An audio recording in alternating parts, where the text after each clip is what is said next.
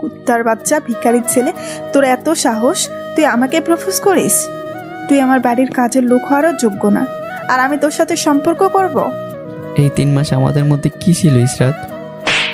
আমার নাম মুখে নিস না। তোর সাহস কি করে হয়? আমি কি জানতে পারি কেন আজ আমাকে সবার সামনে অপমান করা হলো? আর তুমি কি সত্যি সৎ মায়ের হাতে নির্যাতিত? সব বলতে পারবো না, কিন্তু আমার মা বেঁচে আছে, আর তোর কারণে একদিন আমি অপমানিত হয়েছিলাম, আজ সেটা সুদে আসলে ফেরত দিলাম। এই বিয়ে বন্ধ করো সবাই। অনেকের সন্তান আমার পেটে। এই মেয়ে, তুমি কে আর এসব বাজে বাজে কথা বলছো কেন? জি আঙ্কেল, আমি অনেকের সন্তানের মা হতে চলেছি, আর সে আমাকে ধোকা দিয়ে আজ এই বিয়ে করেছে। প্রমাণ আছে তোমার কাছে? ইসরাত বিন্দুমাত্র দেরি না করে মোবাইলটা এগিয়ে দেয়। আচ্ছা আঙ্কেল, আমরা একই ভার্সিটিতে পড়ি, দেখুন সবার সামনে অনেক আমাকে কিস করছে।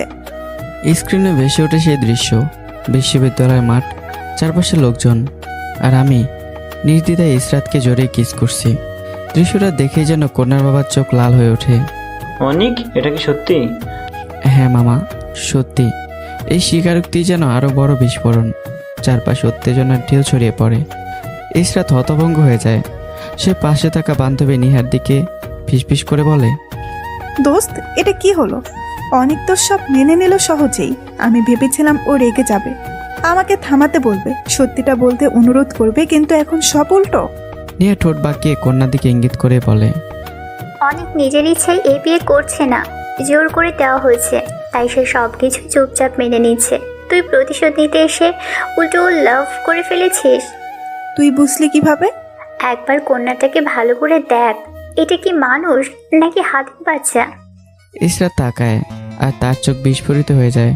বউ সেজে বসে থাকা মেয়েটি অস্বাভাবিক ভারী গড়নের, আমার পাশে যেন সম্পূর্ণ বেমানান, ছোটখাটো একটা হাতির বাচ্চা। ইসরাত নিচু স্বরে ফিসফিস করে বলে, এই জন্যই অনেক চুপ করে সব মেনে নিয়েছে। ধুর, ভুল হয়ে গেল। এই বিয়েটা হলে সেটাই তো হতো আমার সবচেয়ে বড় প্রতিশোধ। নিহা তাড়াতাড়ি বলে ওঠে, এখন প্রতিশোধের কথা ভুলে যা, বিয়ে তো ভেঙেই গেছে, এখান থেকে পালা, না হলে উল্টা তোকে বিয়ের পিড়িতে বসিয়ে দিবে। ভয়ে শীতল স্রোত বয়ে যায় ইসরাতের শরীর জুড়ে। আর এক মুহূর্ত দেরি না করে সে দ্রুত ভিড় ঠেলে বেরিয়ে যায়। অন্যদিকে কন্যার বাবা ক্ষোভে ফেটে পড়ছেন। আপা, আপনার সৎ ছেলের চরিত্র ভালো না। একটা মেয়ের সঙ্গে এই কাণ্ড, আজ যদি সেই মেয়ে মামলা করে তখন কি হবে? আমি আমার মেয়ের বিয়ে এই ছেলের সঙ্গে দিচ্ছি না। আর আমার সৎ মা কাপা কণ্ঠে বলেন, ভাই, তুমি এমন বলছো কেন? একটু ভাবো। কিন্তু তিনি থামেন না, কণ্ঠে হুমকির ঝাঁজ। বিয়ে যেতে হবে না, 2 দিনের মধ্যে আমার 10 লক্ষ টাকা ফেরত দিবে, সাথে বিয়ের সব খরচ। না হলে আমি কি করবো তুমি ভালো করে বোঝোই তো। এই বলে তিনি ঝড়ের মতো বেরিয়ে যান। ধীরে ধীরে একে একে মেহমানরা সরে যায়। মুহূর্ত আগের জমজমাট বিয়ের আসর এখন ভাঙ্গা স্বপ্নের মতো নিঃশব্দ, ভারী এবং অস্বস্তিকর। আমি ভিড়ের মাঝে দাঁড়িয়ে ঠোঁটের কোণে এক অদ্ভুত হাসি টেনে মনে মনে বললাম, শালি কাল নাগিনী, প্রতিশোধ নিতে এসে আমারই সবচেয়ে বড় উপকার করে গেলি। আমি তো এমনিতেই মুটকিকে বিয়ে করতে চাইনি। সৎ মা তার ভাইয়ের কাছ থেকে 10 লক্ষ টাকা নিয়ে এখন তার বদলে আমাকে বলি দিচ্ছিল। কিন্তু আমার সেই গোপন স্বস্তি স্থির হলো না এক মুহূর্ত। হঠাৎ পেছন থেকে এক প্রচণ্ড আঘাত। আমার শরীর কুঁকড়ে গেল। কিছু বোঝে ওঠার আগেই এলোপাতারি কিলঘুষি লাথির বৃষ্টি নেমে এলো আমার উপর। চোখের সামনে অন্ধকার নেমে আসে। আমি ঘুরে দাঁড়ানোর আগে বুঝে যাই আজ আমার জন্য অপেক্ষা করছে আরেকটা নরক যন্ত্রণা। আমার 2 সৎ ভাই রকি আর মুন্না নির্দয়ভাবে আমাকে পেটাতে পেটাতে টেনে এসে বাড়ির বাইরের দিকে নিয়ে যেতে লাগলো। এই যেন তাদের নিত্যদিনের রুটিন, আমাকে শাস্তি দেওয়া, তার উপর অত্যাচার চালানো।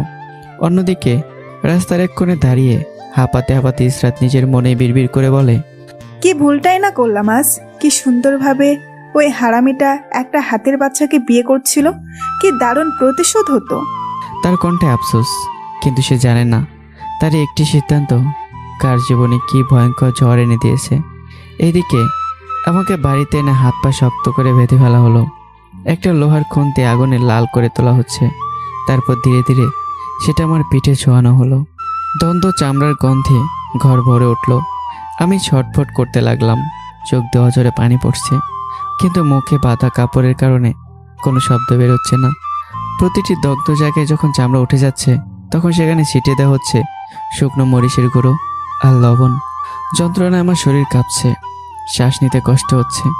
মনের ভিতর শুধু একটাই আরতি, হে আল্লাহ, আমাকে মরে যেতে দাও, আমাকে নিয়ে যাও, আমি আর এই যন্ত্রণা সইতে পারছি না। আর ঠিক সেই সময় পাশের রুমে আমার বাবা নিশ্চিন্তে টিভি দেখছেন, যেন এই বাড়িতে কিছুই ঘটছে না। নিষ্ঠুর নীরবতা। হঠাৎই দরজায় কলিং বেল বেজে উঠল। রকি গিয়ে দরজা খুলতেই দেখে দামি পোশাক পরা মধ্যবয়সী এক ভদ্রলোক দাঁড়িয়ে আছেন। তার চোখে অদ্ভুত এক স্থিরতা। লোকটা শান্ত গলায় জিজ্ঞাসা করলো, এটা কি অনিকের বাসা? ভেতর থেকে এগিয়ে এসে আমার সৎ মা কটুভাবে বললেন, কেন? অনিকের কি দরকার? আমাকে বলেন, আমি ওর মা। লোকটি হালকা হেসে বলল, আপনার সাথে একটা ব্যবসায়িক কথা আছে। লোকটির ঠোঁটে ঠান্ডা হাসি ফুটে উঠল। ঘুরিয়ে না বলে সোজা বলেন। পুরো কুচকে জবাব দিলেন তিনি। শুনেছি আপনার ভাই আপনার কাছে 10 লক্ষ টাকা পায়। হ্যাঁ পায়, তারপর? আমি যদি আপনাকে 40 লক্ষ টাকা দিই, তাহলে কি আপনি অনিককে আমার কাছে বিক্রি করে দিবেন? এক মুহূর্তে ঘরের বাতাস বদলে গেল। আমার সৎ মা, রকি, মুন্না তিনজনের চোখ একসাথে বিস্ফোরিত হয়ে উঠল। লোভের ঝিলিকে স্পষ্ট। আপনি মজা করছেন? লোকটি এবার ব্যাগ তুলে টেবিলে রাখলো। না, টাকা এনেছি, সাথে এগ্রিমেন্ট পেপারও আছে। আপনি সাইন করবেন, ওর বাবা সাইন করবে, আর অনিকও। কথাগুলো যেন বিষের মতো মিষ্টি।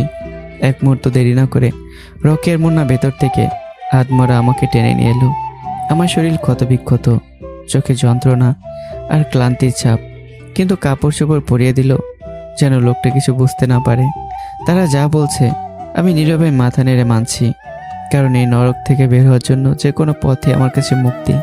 কাগজে একের পর এক সই পড়ে।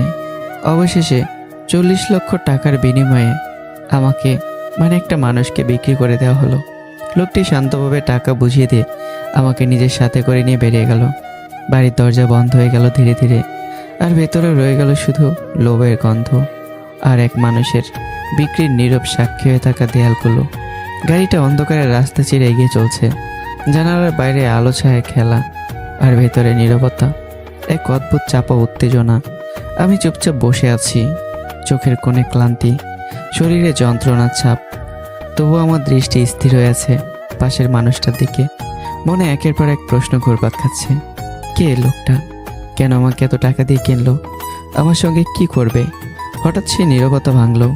লোকটা নিজেই বলল, আমি আসলাম খান, খান টেক্সটাইল ইন্ডাস্ট্রির কর্ণধর, আর আমি তোমার গার্লফ্রেন্ড ইসরাতের বাবা। একটু থেমে ঠান্ডা গলায় আবার যোগ করলো, আমি যেন বিদ্যুৎ পিষ্ট। আমার বুক ধুক করে উঠল। কি? ওই কালনাগিনীর বাবা? মনে মনে আমি চমকে উঠলাম। আসলাম খান ইতিমধ্যে ফোন বের করে কল করলেন তার স্ত্রী কোহিনুর বেগমকে। ও পাশে ফোন ধরতেই, তুমি ইসরাতকে নিয়ে তোমার বাবার বাড়ি চলে এসো। কোহিনুর বেগম বিস্মিত কণ্ঠে জিজ্ঞাসা করলো, এত রাতে কি হয়েছে? আসলাম খানের কণ্ঠে বিরক্ত আর কঠোরতা। তোমার মেয়ের পিছনে একটা সাইকো আগে থেকে লেগে আছে। সেই সাইকোর জন্য কোনো ভালো সম্পর্ক আসে না। এর মধ্যে তোমার মেয়ের আচার ব্যবহার খুব জঘন্য। তার উপর আজ যা করেছে, নিজের মুখে বলেছে সে গর্ভবতী, তার বয়ফ্রেন্ডের সন্তান তার গর্ভে। আজ রাতেই ওর সেই বয়ফ্রেন্ডের সঙ্গে গোপনে বিয়ে দিয়ে দিচ্ছি। না, তুমি ভুল বুঝছো। আমার মেয়ে এমন কিছু করতে পারে না। আর ছেলে কি করে কোন বংশে? আসলাম খান ঠান্ডাভাবে বললেন, সব প্রমাণ আমার কাছে আছে। তুমি কিছু বলবে না ওকে, চুপচাপ নিয়ে এসো। আর বড় ভাই ভাবি যান কিছু না জানে, না হলে ওরা সেই সাইকো আফির সবকিছু বলে দিবে। আর যেহেতু ইসরাত আমার একমাত্র মেয়ে, তাই ছেলেটাকে ঘর জামাই রাখবো। এরপর ফোন কেটে যায়।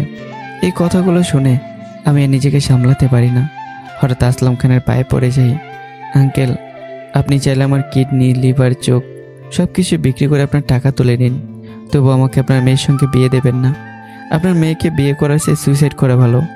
আসলাম খানের চোখ রক্তিম হয়ে ওঠে। এক ধমকে বলেন, চুপ, একদম চুপ। আমি যে বলবো তাই হবে। আমার মেয়ের সঙ্গে ওসব করার সময় মনে ছিল না? আমি মাথা নিচু করে ফেলি। ভেতরে ভেতরে চিৎকার করে উঠতে চাই, আঙ্কেল আমি কিছুই করিনি, সব মিথ্যা। কিন্তু ঠোঁটের ফাঁক দেওয়ার কোনো শব্দ বের হয় না। কিছুক্ষণ পর গাড়ি এসে থামে এক পুরনো বাড়ির সামনে, মানে ইসরাতের নানার বাড়ি। আমাকে ভেতরে নিয়ে যাওয়া হয়। আমার বুকের ভেতর কেমন অজানা আশঙ্কা জমাট বাঁধে। এর কিছুক্ষণ পর ইসরাত এসে পৌঁছায়। দরজার কাছে দাঁড়িয়ে আছি আমি। আমার সঙ্গে তার চোখাচোখি হয়। মুহূর্তে ইসরাতের চোখ বিস্ফোরিত হয়ে যায়, শরীর স্থির হয়ে যায়, যেন সময় থমকে গেছে। ভয়ে, শুধু ভয়ে, কারণ সে তার বাবাকে খুব ভালো করেই চেনে। আসলাম খান কোনো কথা বাড়ালো না। তিনি মোবাইল বের করে সেই ভিডিও চালিয়ে দেন, যেখানে বিয়ের আসরে দাঁড়িয়ে ইসরাত নিজেই বলেছে। আমার গর্ভে অনেকের সন্তান। ভিডিওর শব্দ যেন দেয়ালে দেয়ালে প্রতিধ্বনিত হয়। ইসরাতের ঠোঁট কাঁপে, কিন্তু কোনো শব্দ বের হয় না। সে যেন বোবা হয়ে গেছে। আমি দাঁড়িয়ে সব দেখছি। আমার চোখে ক্ষোভ, ঘৃণা আর অসহায়তা সব একসাথে জমাট বেঁধেছে। মনে মনে বলি, ওই কালনাগিনীকে বিয়ে করেছে জ্বলন্ত আগুনে ঝাঁপ দেওয়া ভালো। কিন্তু বাস্তবতা এত সহজ নয়। কিছুক্ষণের মধ্যে কাজে ডাকা হয়। কথা কম, আয়োজনও নেই। সব কিছু হয় গোপনে, দ্রুত আর নিঃশব্দে। আর সেই নীরবতার মধ্যেই আমার আর ইসরাতের বিয়ে হয়ে যায়। দুজন মানুষ যারা একে অপরকে সহ্য করতে পারে না, তাদের জীবন একসাথেই বেঁধে হয়। অতীতে কি হয়েছে আমার আর ইসরাতের মধ্যে, তা একটু পরে জানতে পারবেন। সাথেই থাকুন। ইসরাতের বুকের ভেতর রাগ যেন আগুনের মতো জ্বলছে। দাঁতে দাঁত চেপে মনে মনে গালি দিতে দিতে ফিসফিস করে বলে, শেষমেশ বাবা এই হারামের গলায় আমাকে ঝুলিয়ে দিল। অন্যদিকে আমি চুপচাপ নই। চামড়া জ্বলসে গিয়েছে, তার মধ্যে গুঁড়ো মরিচ ও লবণের যন্ত্রণা আর অপমানের ভারে নুয়ে পড়া মন নিয়ে আমি মনে মনে মিনতি করি, হে আল্লাহ, ওই কালনাগিনীর হাত থেকে আমাকে রক্ষা করো। এই মেয়েটা অনেক ভয়ঙ্কর, বিষাক্ত। হঠাৎ ইসরাতের মনে প্রশ্ন জাগে। চোখ শুরু করে বাবার দিকে তাকিয়ে সে বলে ওঠে, বাবা, তোমাকে সেই ভিডিওটা কে দিয়েছে? আসলাম খান সংক্ষিপ্ত উত্তর দেন, অনেকের বিয়েতে আমার বিয়ে ছিল, সেই ভিডিওটা করে আমাকে পাঠিয়েছে। মুহূর্তে ইসরাতের বুক ধুক করে ওঠে। নিজের পায়ে নিজেই কুড়াল মারলাম। মনে মনে বিড়বিড় করেছে। কিছুক্ষণ পরে আমাদের দুজনকে একসাথে একটা ঘরে পাঠানো হয়। ঘরে ঢুকতেই ভারী নীরবতা। আমার শরীর তখনও ক্ষতবিক্ষত। প্রতিটি নাড়াচড়া যন্ত্রণা ছড়িয়ে পড়ছে। তার উপর নতুন এক বাস্তবতা, এই বাড়িতে এই মেয়ের সঙ্গে ঘর জামাই হয়ে বাকিটা জীবন কাটাতে হবে। এই চিন্তায় যেন বুক চেপে ধরেছে। দরজা বন্ধ হতেই ইসরাত ঘুরে দাঁড়ায়। ঠোঁটে তাচ্ছিলের হাসি, চোখে বিদ্বেষ। কিরে হারামি, কেমন দিলাম? বিয়ে ভাঙলাম, অপমানিত হলি, এখন আবার খানবাড়ির ঘর জামাই। কথাগুলো ঝুড়ির মতো বেঁধে যায়। তবুও আমি নিজের কষ্ট নিজেই গেলে ফেলি। বিশ্বাস কর কালনাগিনী, আমি বিয়েতে রাজি ছিলাম না। ইসরাত ঠোঁট বাঁকায়। ঢং করিস না। টাকার লোভে বিয়ে করতে যাচ্ছিলি, এখন ভেঙে গেছে তাই গল্প বানাচ্ছিস। আমি এবার ক্লান্ত গলায় আবার বলতে শুরু করি, আমার সৎ মা আসলে আমার বড় খালা। মা মারা যাওয়ার পর বাবা তাকে বিয়ে করে। উনি বিধবা ছিলেন, সাথে 2 ছেলে রকি আর মুন্না। তারা আমার থেকে বড়।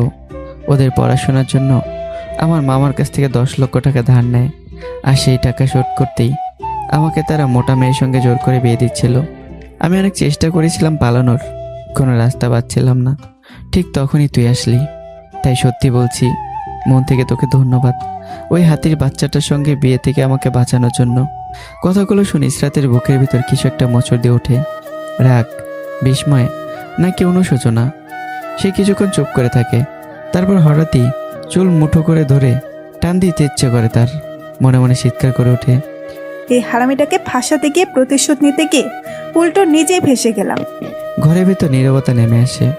দুজন মানুষ, দুজনেই রাগ, কষ্ট আর ভুল বোঝাবুঝি। আর আমাদের মাঝখানে দাঁড়িয়ে আছে এক অদ্ভুত জোর করে বাঁধা সম্পর্ক। কি হয়েছিল আমার আর ইসরাতের মধ্যে? কেন এই ঘৃণা? চলুন ফিরে যাই একটু অতীতে, যেখানে শুরু হয়েছিল এই ভুল বোঝাবুঝি, প্রতারণা আর অদ্ভুত এই সম্পর্কের বীজ। নতুন বিশ্ববিদ্যালয়ে প্রথম দিন। ইসরাত সদ্য ভর্তি হয়েছে। তার স্বভাব রাগী, অদ্ভুত আর নিজের মতো চলা। কারো পরও করে না সে। কেউ তাকে অবজ্ঞা করলে সেটাও সে সহ্য করতে পারে না। একদিন ক্যাম্পাসে বসে আছে ইসরাত আর বাকি তার বান্ধবীগুলো। নিহা হঠাৎ কৌতূহল গলায় বলে, দোস্ত, কালকে নাকি তোকে দেখতে এসেছিল, কি পছন্দ হলো? ইসরাত ঠোঁট বাঁকিয়ে হেসেই বলে, আরে ধুর, ছেলের মা আর বড় বোন এসেছিল, গার্ড দিয়ে ধাক্কা মেরে বের করে দিয়েছি। নিহা চোখ বড় বড় করে তাকায়। কি বলিস? এরা তো আর ভুলেও আসবে না, তুই যে সাংঘাতিক কাজ করলি। আসলে ও আবির ভাইকে লাগিয়ে দেব, সে এইসব শুনলে বিদেশ থেকে চলে আসবে। কে আবির? ওই সাইকোটা? তুই আবার তাকে পছন্দ টছন্দ করিস নাকি? পছন্দ কিছুই না, লোকটা পুরো পাগল। আমার জন্য মানুষ খুন করতেও দুইবার ভাবে না। আমাদের এলাকার এমপির ছেলে রানা আমার হাত ধরেছিল, ওর হাত কেটে দিয়েছে। এমন পাগলকে ভালোবাসার প্রশ্নই ওঠে না, তবে দরকারে ব্যবহার করি। ঠিক তখনই তাদের সম্বন্ধে আমি হেঁটে যাচ্ছিলাম। সাধারণ চেহারা, চুপচাপ স্বভাব, মেয়েদের থেকে দূরে থাকাই আমার অভ্যাস। পরিবারের কেউ জানে না যে আমি লুকিয়ে টিউশনি করে নিজের পড়ার খরচ চালাই। আমার সৎ মার ভাইরা তো জানেই না যে আমি পড়াশোনা করছি। আমার নিজের এই একটাই হিসাব, মেয়েদের সাথে কথা মানেই সম্পর্ক, আর সম্পর্ক মানেই খরচ, যা আমার পক্ষে অসম্ভব। ইসরাত হঠাৎ আমাকে ডাক দেয়, এই মিস্টার খ্যাত, গেও ভূত, এদিকে আয়। কিন্তু আমি একবারও ফিরে তাকাই না, যেন আমি কিছুই শুনিনি। নির্লোভভাবে হেঁটেই চলে যাই।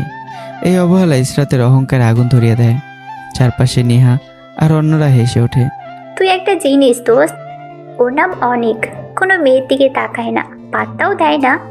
ইসরাত চোখ শুরু করে বলে, কোনো রিলেশন করে না। অনেক মেয়ে প্রপোজ করেছে, কিছুই হয়নি। এই কথাটা যেন চ্যালেঞ্জ হয়ে দাঁড়ায়। ইসরাত মনে মনে শপথ নেয়, এই ছেলেকে আমি নতজানু করব, ও আমাকে পুরো ভার্সিটির সামনে প্রপোজ করবে, এটা আমার চ্যালেঞ্জ। পরদিন আমি ক্যাম্পাসের এক কোণে একা বসে আছি। ইসরাত ধীরে ধীরে এসে আমার পাশে বসে পড়ে। আমি অস্বস্তি বোধ করে উঠে যেতে চাইলে ইসরাত হঠাৎ নিচু গলায় বলে, আমি এতিম বলে কি সবাই আমাকে এভাবে এড়িয়ে চলে যায়? কথাটা শুনে আমি থেমে যাই। আমার বুকের ভিতর মসুর দিয়ে ওঠে, কারণ আমি নিজেও তো সৎমায়ের অত্যাচারে বড় হয়েছি। আমি আবারও চুপচাপ বসে পড়ি। কিছুক্ষণ নীরবতার পর ইসরাত বলে, আমি ইশরাত। আমি ভদ্রতার খাতিরে উত্তর দিই, আমি অনেক লাস্ট ইয়ার। ইসরাত মিথ্যার জাল বুনতে শুরু করে। আমি ফার্স্ট ইয়ার, বাবা ব্যবসায়ী, সৎমায়ের অত্যাচারে কষ্ট করে এখানে পর্যন্ত এসেছি। এই কথাগুলো পুরোটাই বানানো, কিন্তু উদ্দেশ্য একটাই, আমার সহানুভূতি পাওয়া, আর সে সফলও হয়। ইসরাতের কথা শুনে আমার চোখে মায়া জমে ওঠে, কারণ আমার নিজের জীবনও তো একই কষ্টে ভরা। তবে পার্থক্য একটাই, আমি নিজের কষ্ট কাউকে বলি না, আর ইসরাত সেই কষ্টের গল্প বানিয়ে বানিয়ে আমাকে ফাঁদে ফেলতে শুরু করে। এইভাবেই ধীরে ধীরে শুরু হয় আমাদের সম্পর্ক। বন্ধুত্বের আড়ালে এক অদৃশ্য টান, আর সে টানের ভিতরে লুকিয়ে থাকে প্রতারণার ক্ষুদ্র বীজ। প্রতিদিন ইসরাত এসে বসতো আমার পাশে। একই গল্প, তার তথাকথিত সৎ মায়ের অত্যাচার, কষ্ট, অপমান। আর প্রতিনিয়ত সেই গল্পগুলো শুনতে শুনতে আমি আরও একটু জড়িয়ে পড়তাম তার মায়ের জালে। সহানুভূতি, সেখান থেকে জন্ম নেয় দুর্বলতা, আর দুর্বলতা থেকে ভালোবাসা। একদিন বিকেলে নরম আলোয় ক্যাম্পাসের এক কোণে বসে আমি হঠাৎ জিজ্ঞাসা করলাম, আচ্ছা ইসরাত, তোমার জীবনে সবচেয়ে বড় সাহস কি? ইসরাত কিছুক্ষণ চুপ থাকে, তারপর ধীরে বলে, একটা মনের মতো জীবন সঙ্গী, যে শুধু আমাকে ভালোবাসবে। আমি তার নিঃশ্বাস হয়ে থাকবো। টাকা পয়সা, ধন সম্পদ কিছুই লাগবে না, শুধু তার মনে আমার জন্য অফুরন্ত ভালোবাসা থাকলেই হবে। কথাগুলো যেন সরাসরি কে আঘাত করে আমার হৃদয়ে। আমার ঠোঁটে অজান্তে হাসি ফুটে ওঠে, চোখে ভেসে ওঠে এক অদেখা ভবিষ্যৎ, যেখানে ইসরাত আছে আর আমি নিজেও। ইসরাত আবারও বলে, একটু নিঃশ্বাস ফেলে, কিন্তু মনে হয় না এমন কাউকে পাবো। কেন পাবে না? অবশ্যই পাবে, একটু অপেক্ষা করো। কিন্তু পরক্ষণ ইসরাতের কণ্ঠে বিষণ্ণতা নেমে আসে। আমার সৎ মা বাবার সম্পত্তি দখল করতে চাই, তাই তাড়াতাড়ি আমায় বিয়ে দেওয়ার জন্য পাত্র খুঁজছে। এই কথাটা শুনেই আমার বুকটা হঠাৎ ভারী হয়ে ওঠে। এক অদ্ভুত ভয় আমাকে গ্রাস করে। তবুও সাহস সঞ্চয় করে জিজ্ঞাসা করি, তুমি কাউকে পছন্দ করে ইসরাত? ইসরাত নিচু গলায় বলে, হ্যাঁ করি, কিন্তু সে আমাকে পছন্দ করে না। আমার বুক ধুক করে ওঠে, কণ্ঠ যেন কেঁপে যায়। কে? নামটা বলো। ইসরাত ধীরে আমার চোখের দিকে তাকায়, তারপর খুব আস্তে বলে, যদি বলি সেটা তুমি বিশ্বাস করবে? মুহূর্তটা যেন থেমে যায়। আমি বিস্ময়ে তাকিয়ে থাকি। আমিও তোমাকে পছন্দ করি, কিন্তু তুমি করো, এটা বিশ্বাস হচ্ছে না।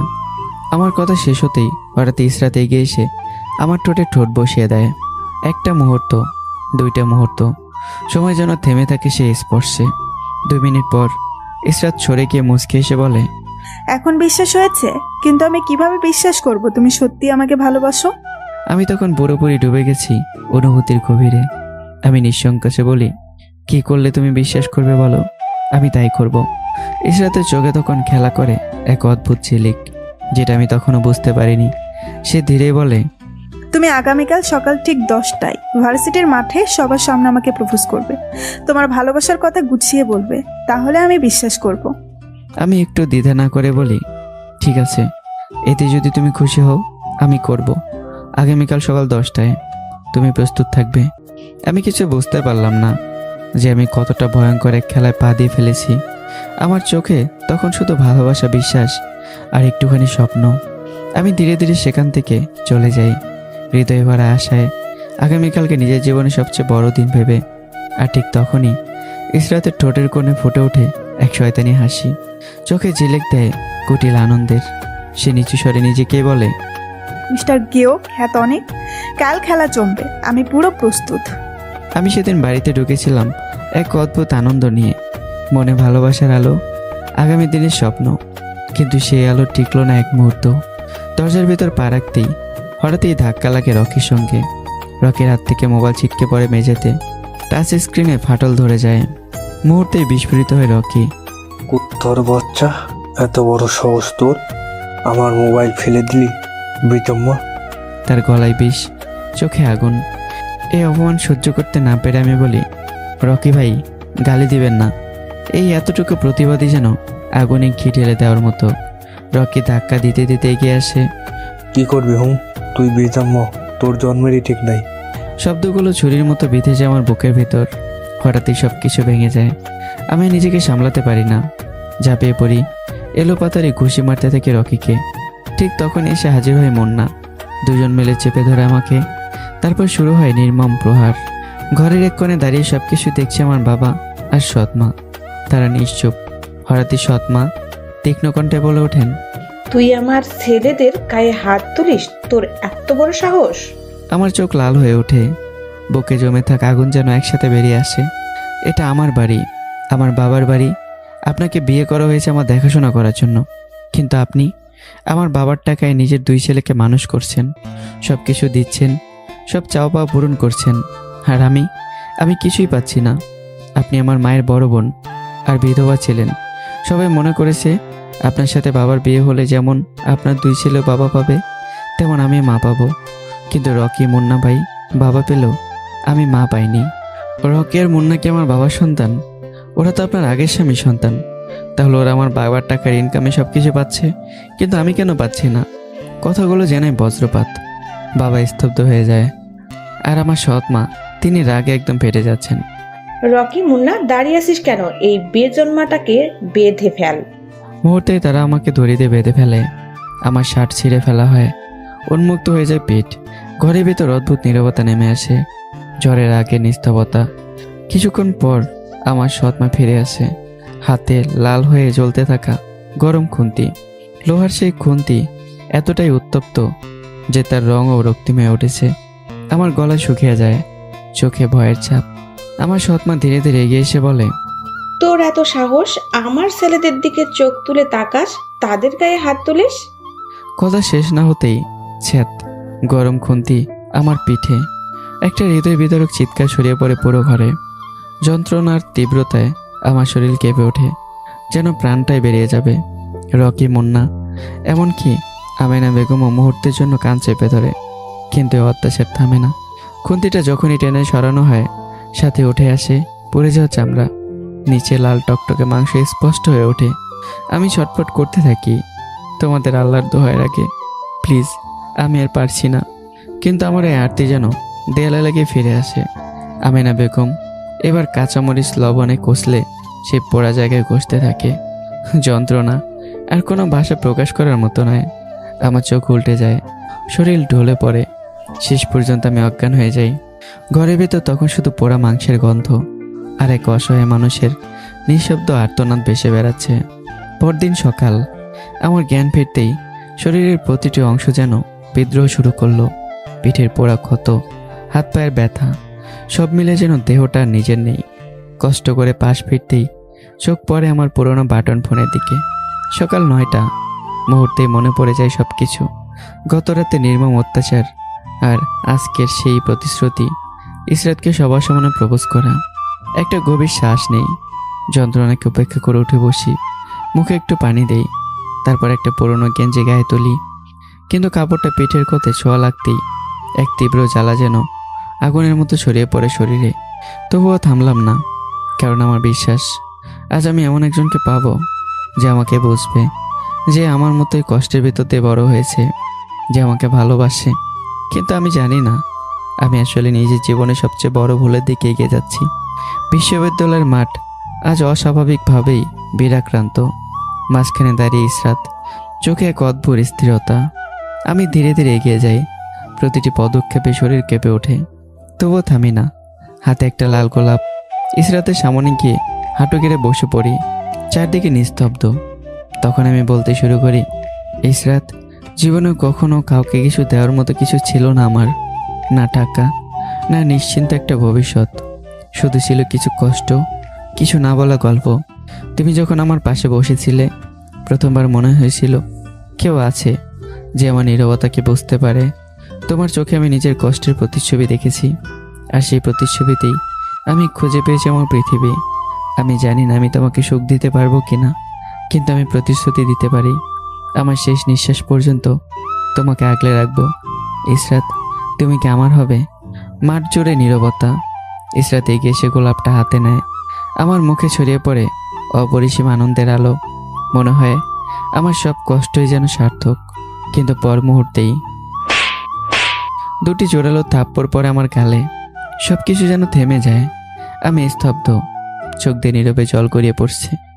লজ্জা, অপমান আর অবিশ্বাসে ভেঙে পড়ি আমি। ইসরাত গর্জে ওঠে, তার বাচ্চা, ভিখারির ছেলে, তোর এত সাহস! তুই আমাকে প্রপোজ করিস? তুই আমার বাড়ির কাজের লোক হওয়ারও যোগ্য না, আর আমি তোর সাথে সম্পর্ক করব? আমি অসহায় দৃষ্টিতে তাকিয়ে থাকি। তাহলে এই 3 মাস আমাদের মধ্যে কি ছিল ইসরাত? মুহূর্তে আরেকটা চর। আমার নাম মুখে নিস না। তোর সাহস কি করে হয়? আমি চোখ মুছে বলি, আমি কি জানতে পারি কেন আজ আমাকে সবার সামনে অপমান করা হলো? আর তুমি কি সত্যি সৎমায়ের হাতে নির্যাতিত? ইসরাত ঠান্ডা হাসে। সব বলতে পারবো না, কিন্তু আমার মা বেঁচে আছে, আর তোর কারণে একদিন আমি অপমানিত হয়েছিলাম। আজ সেটা সুদে আসলে ফেরত দিলাম। আমার বুকটা ভেঙে চোরমার হয়ে যায়। শুনেছিলাম নারীরা ছলনাময়ী হয়, আজ তার প্রমাণ পেলাম। আচ্ছা, তুমি কি সবকিছু এভাবেই সুদে আসলে ফেরত দাও? ইসরাত গর্বের সাথে বলে। 100তে 100, কোনো মিস নাই। মুহূর্তের মধ্যে সবকিছু স্তব্ধ হয়ে যায়। তারপর আমি হঠাৎ করে উঠে দাঁড়িয়ে ইসরাতকে টেনে নেই, আর তার ঠোঁটে নিজের ঠোঁট চেপে ধরি। চারদিকে স্তব্ধ। নিহা আর পুরো বিশ্ববিদ্যালয়ের সবাই যেন পাথর হয়ে আছে। সময়ের হিসাব হারিয়ে যায়। 1, 2, 3, 4 মিনিট। তারপর আমি ধীরে ধীরে ইসরাতকে ছেড়ে দেই। ইসরাত হাঁপাতে হাঁপাতে চিৎকার করে ওঠে, কুত্তার বাচ্চা! কিন্তু কথা শেষ হওয়ার আগেই আমি একের পর এক গুনে গুনে 6টা চর বসিয়ে দিই তার গালে। চারপাশে নিস্তবতা নেমে আসে।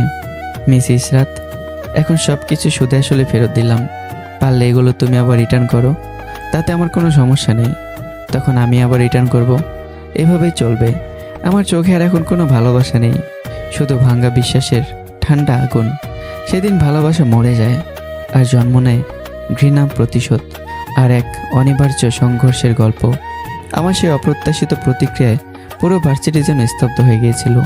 কারো মুখে ছিল না কোনো কথা, শুধু বিস্ময়, শক আর চাপা গুঞ্জন।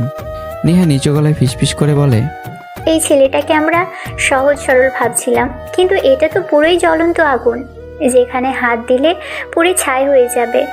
ইসরাতের চোখে তখন আগুন জ্বলছে। অপমান, রাগ, প্রতিশোধ সব মিলে সে যেন অন্য মানুষ। দাঁতে দাঁত চেপে বলে ওঠে, কুত্তার বাচ্চা, তোর এই অপমান আর থাপ্পড় সুদে আসলে ফেরত না দিতে পারলে আমি আমার নামই বদলে ফেলবো। আমি থেমে তাকাই তার দিকে, চোখে অদ্ভুত ঠান্ডা কঠোরতা। আমাকে অন্য 10টা সহজ সরল ছেলে ভেবো না ইসরাত, তাহলে জীবনের সবচেয়ে বড় ভুল করবে। এই বলে আমি হাঁটা শুরু করি। আমার চোখ দিয়ে নীরবে জল গড়িয়ে পড়ছে। হৃদয়টা যেন ভেঙে টুকরো টুকরো হয়ে গেছে। পেছনে হাসাহাসি, ফিসফাস ইসরাতকে নিয়েই। ইসরাত রাগে ফুঁসতে ফুঁসতে সে ওখান থেকে চলে যায়। আমি বাড়িতে ফিরে একা বসে থাকি অন্ধকারে। মনে মনে বলি, ইসরাত, তোমার আমার মন নিয়ে খেলা উচিত হয়নি। এরপর আমি আর ভার্সিটি যাই না। ফাইনাল পরীক্ষা শেষ, এখন শুধু রেজাল্টের অপেক্ষা। সত্যি বলতে আমি এতদিন যেতাম শুধু ইসরাতের জন্যই। সময় গড়ায়, 1 মাস পরে রেজাল্ট বের হয়। আমি ফার্স্ট ক্লাস পাই। কিন্তু আমার জীবনে খুশি আসার আগেই আবারও নামে অন্ধকার। একদিন হঠাৎ সৎ মা আমেনা বেগম দরজা বন্ধ করে বলে, আগামীকাল তোর মামাতো বোন ময়ূরীর সাথে তোর বিয়ে, তাই তুই এই রুমে বন্দি থাকবি। আমি যেন আকাশ থেকে পড়ি, চিৎকার করে বলে উঠি, আমি মরে গেলে ওই মুটকে হাতির বাচ্চাকে বিয়ে করব না। আমেনা বেগম ঠান্ডা গলায় বলে, আগে বিয়ে কর, তারপর মর, আমার কোনো সমস্যা নেই। পরদিন বিয়ের আয়োজনে জমে ওঠে। রকের মুন্না জোর করেই আমাকে শেরওয়ানি পরিয়ে দেয়। আমি শেষ চেষ্টা করি। আপনি মামার কাছ থেকে 10 লক্ষ টাকা নিয়েছেন আপনার ছেলেদের জন্য, সেই টাকার জন্য আমি কেন ওই মেয়েকে বিয়ে করব? রকি ভাই মুন্না ভাইকে বলুন তাদের মধ্যে কেউ বিয়ে করুক। আমেনা বেগম হেসে ওঠে, না না, এত মোটা মেয়েকে আমার ছেলের বউ করব, এটা তোরই যোগ্য। এই কথার পর আর কিছু বলার থাকে না। আমি চুপ হয়ে যাই, কারণ আমি জানি এই বাড়িতে আমার কথা কেউ শুনবে না। আমি পালানোর চেষ্টা করি কিন্তু পারি না। রকের মুন্না আমাকে পাহারা দিচ্ছে যেন আমি কোনো বন্দির আসামি। অন্যদিকে এই খবর পৌঁছে যায় ইসরাতের কাছে। তার চোখে আবার সেই চেনা আগুন জ্বলে ওঠে। সে নেহাকে নিয়ে পরিকল্পনা করে, একটা ভয়ঙ্কর পরিকল্পনা। বিয়ের আসরে সে চিৎকার করে বলবে, আমি অনেকের সন্তানের মা হতে চলেছি। আমাদের অনেক দিনের সম্পর্ক, প্রমাণ হিসেবে ভার্সিটির মাঠে কিসের ভিডিও আছে। নেহা কিছুক্ষণ চুপ করে থাকে, তারপর ধীরে বলে, দোস্ত, এটা কিন্তু অনেক বড় কিছু হয়ে যাবে। ইসরাত ঠোঁট বাঁকিয়ে হাসে। ও আমাকে সবার সামনে অপমান করেছে, এবার আমি ওকে শেষ করে দেব। যখন সবাই ওই হারামিটাকে অপমান করবে, তার চরিত্র নিয়ে কথা বলবে, কনের পরিবার পিটাবে, তখন আমি পালিয়ে চলে আসবো। তার চোখে তখন আর কোনো দ্বিধা নেই, আছে শুধু প্রতিশোধ।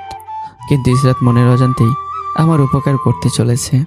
এদিকে আমি একবার তাকাই আমার হবু স্ত্রীর দিকে, তারপর ধীরে ধীরে চোখ তুলি আকাশের দিকে। মনে মনে বলি, এই মুটকিকে বিয়ে করা মানে তো সারা জীবন একটা হাতির বাচ্চা লালন পালন করা। যেভাবেই হোক আমার পালাতে হবে। কিন্তু চারপাশে চোখ বুলাই, তাতে আমার আশাই যেন ভেঙে যায়। রকের মুন্না ঠিক যেন দেহরক্ষী হয়ে দাঁড়িয়ে আছে, এক পা নড়ার সুযোগ নেই।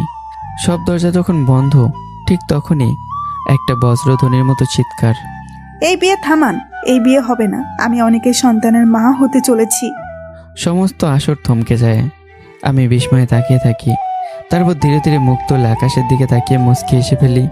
নিজের অজান্তেই ইসরাত তার জীবনের সবচেয়ে বড় উপকারটা আমার করে ফেলেছে। এরপরের ঘটনা তো সবাই জানেনি। এখন বর্তমান। ইসরাত বুড়োকোসকে আমার দিকে তাকিয়ে বলে, আচ্ছা, তোর সাথে ওই মুটকির বিয়ে দিতে চাচ্ছিল কেন তোর পরিবার? আমার সৎ মা আসলে আমার বড় খালা। উনি বিধবা ছিলেন। মা মারা যাওয়ার পর বাবা তাকে বিয়ে করে। তার আগের স্বামীর 2 ছেলে, রকি আর মুন্না। ওদের ভবিষ্যতের জন্যই আমার মামার কাছ থেকে 10 লক্ষ টাকা ধার নেয়। সেই টাকার জন্য আমাকে জোর করে ওই মামাতো বোনটার সাথে বিয়ে দিচ্ছিল। আমি পালানোর অনেক চেষ্টা করেছি, কিন্তু পারিনি। ঠিক তখনই তুই কালনাগিনে এসে আমার এই কঠিন কাজটা সহজ করে দিলি। কথাগুলো শুনেই ইসরাতের মাথায় যেন আগুন ধরে যায়। রাগে নিজের চুল টানতে থাকি। আমি সাথে সাথে মজা করে বলে উঠি, আরে আরে কি করছিস মিস কালনাগিনী? টাকলি হয়ে গেলে কিন্তু সবাই বলবে অনেকের বউ টাকলি। এই বলে আমি অট্টহাসিতে পেটে পড়ি। ইসরাত চোখ রাঙিয়ে বলে, অনেকের বউ? ছি, বৌমাই ফুট।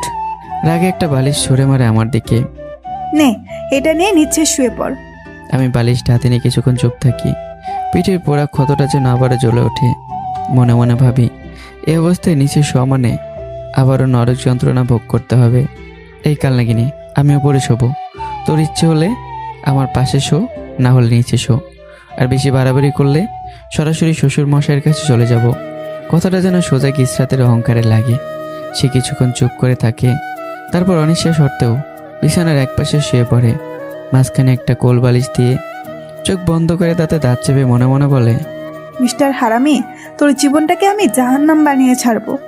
আর অন্য পাশে আমি চুপচাপ শুয়ে থাকি, চোখ বন্ধ, কিন্তু ঘুম নেই। দুজন মানুষ এক বিছানায়, কিন্তু মাঝখানে যেন এক অদৃশ্য যুদ্ধরেখা, যেখানে ভালোবাসা নেই, শুধু প্রতিশোধ, রাগ আর অজানা এক ভবিষ্যতের অপেক্ষা। সকালটা যেন শুরু হলো বিস্ফোরণ দিয়ে। ইসরাতের ঘরের দরজায় ঠাস করে খুলে ভেতরে ঢুকে পড়ে তার চাচাতো বোন আয়শা, একদম নক না করেই। আর পরের মুহূর্তেই তার চোখ পড়ে বিছানায় শুয়ে থাকা দুজন মানুষের ওপর। একটা তীব্র চিৎকার করে ওঠে আর কেঁপে ওঠে পুরো বাড়ি। চিৎকার শুনে ঘুম ভেঙে যায় আমার আর ইসরাতের। আমরা কিছু বুঝে ওঠার আগেই এক এক করে সবাই এসে ভিড় করে সে ঘরে। ইসরাত বিরক্ত হয়ে উঠে বসে। রুমে ঢোকার আগে নক করতে পারিস না? এত চিৎকার করলি কেন? তার জেঠিমা কড়া গলায় জিজ্ঞাসা করে। তোর সাথে এটাকে? পরিস্থিতি আরও জটিল হওয়ার আগেই আসলাম খান এগিয়ে এসে শান্ত গলায় বলেন, এটা ইসরাতের স্বামী, গতকালই ওদের বিয়ে হয়েছে। কথাটা যেন আবারও এক দফা বিস্ফোরণ ঘটায়। আসলাম খানের বড় ভাই আকরাম খান রেগে গিয়ে বলেন, এই বাড়ির বড় মেয়েকে বিয়ে দিলি আর আমাদের বললি না? আর আবির যদি জানতে পারে ইসরাতের বিয়ে হয়ে গেছে, তুই জানিস তো কি হবে? সব তছনছ করে দেবে। আসলাম খান এবার গম্ভীর হয়ে বলেন, ভাইয়া, তোমাদের আদরের ভাতিজি 2 মাসের অন্তঃসত্ত্বা। এটা জানার পর আর দেরি করিনি। আর আপাতত সবাই এই বিয়ের ব্যাপারটা আবিরের কাছ থেকে গোপন রাখবে। ঘরের ভেতর নীরবতা নেমে আসে। আকরাম খান কিছুক্ষণ তাকিয়ে থেকে বলেন, ঠিক আছে, আর জামাই তুমি একটু পরে আমার সাথে দেখা করবে। আমি চুপচাপ মাথা নাড়ি। একসময় আয়েশা ঠোঁট বাঁকিয়ে বলে ওঠে, দুলাভাই, আপনার তো পরে কপাল। এমন জল্লাদ মেয়ে বিয়ে করার চেয়ে চিরকুমার থাকাই ভালো ছিল। এই কথা শুনে ইসরাত তেড়ে ওঠে। যাবি নাকি থাপ্পড় খাবি? আয়েশা হেসে বেরিয়ে যায়। সবাই চলে যাওয়ার পর ঘরে শুধু 3 জন, আসলাম খান, আমি আর ইসরাত। আসলাম খান চেয়ার টেনে বসে বলেন, অনেক তোমাকে কিছু প্রশ্ন করি। জি করুন। আসলাম খান চোখ সরু করে তাকালো। তুমি আমার মেয়ের মধ্যে এমন কি দেখলে যে তাকে পছন্দ করলে? সে তো ছেলেদের মতো বকাটে, বেয়াদব, বলতে গেলে নির্লজ্জ, বেহায়া। আমি কিছুক্ষণ চুপ থাকি, তারপর ধীরে ধীরে সব বলতে শুরু করি। ইসরাতের সেই মিথ্যে গল্পগুলো, সৎমায়ের অত্যাচারের কথা, তার প্রতি আমার নিজের দুর্বল হয়ে পড়া। শুধু বাদ দেই সেই দিনের অপমান, থাপ্পড় আর প্রপোজালের ঘটনা। শেষে আবারও বলি, এসব শুনে আমি ওর প্রতি দুর্বল হয়ে পড়ি, কিন্তু পরে জানতে পারি সবই মিথ্যা। কথাগুলো শুনে ইসরাতের চোখ লাল হয়ে ওঠে। রাগে তার শরীর কাঁপতে থাকে, তবুও তার বাবার সামনে কিছু বলতে পারে না। আসলাম খান আবারও প্রশ্ন করেন, তোমাদের বিচ্ছেদ হলো কিভাবে? আমি একটু থামি, তারপর সুযোগ বুঝে আরও আগুনে ঘি ঢালি।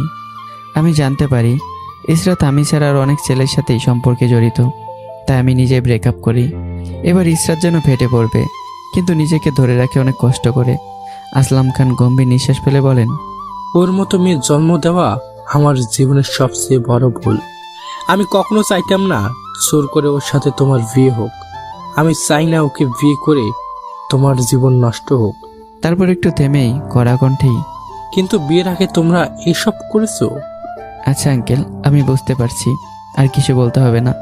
এদিকে ইসরাত মনে মনে ফুঁসছে, হারামির বাচ্চা, আমার নামে নালিশ করিস?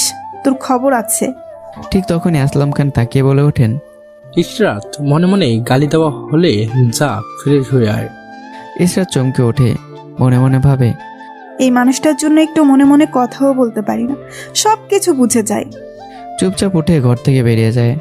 ইসরাত বেরিয়ে যেতেই আসলাম খান আবার আমার দিকে তাকান, কণ্ঠ এবার অনেকটা নরম।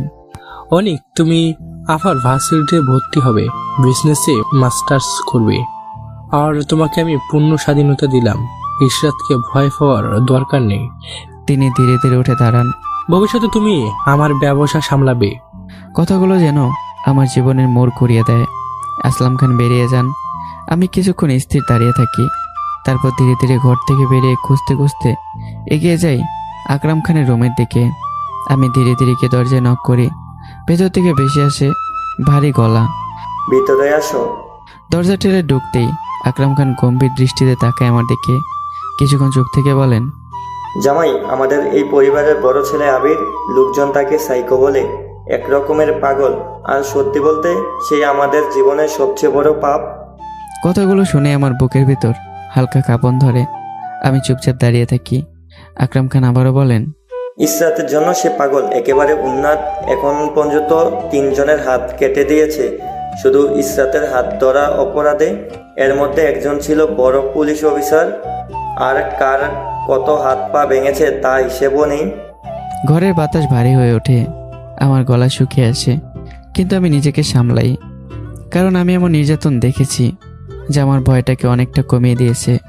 আকরাম খান একটু নরম হয়ে বলল, তবে আপাতত চিন্তা নেই, আবির লন্ডনে আছে, সহজে দেশে আসতে পারবে না।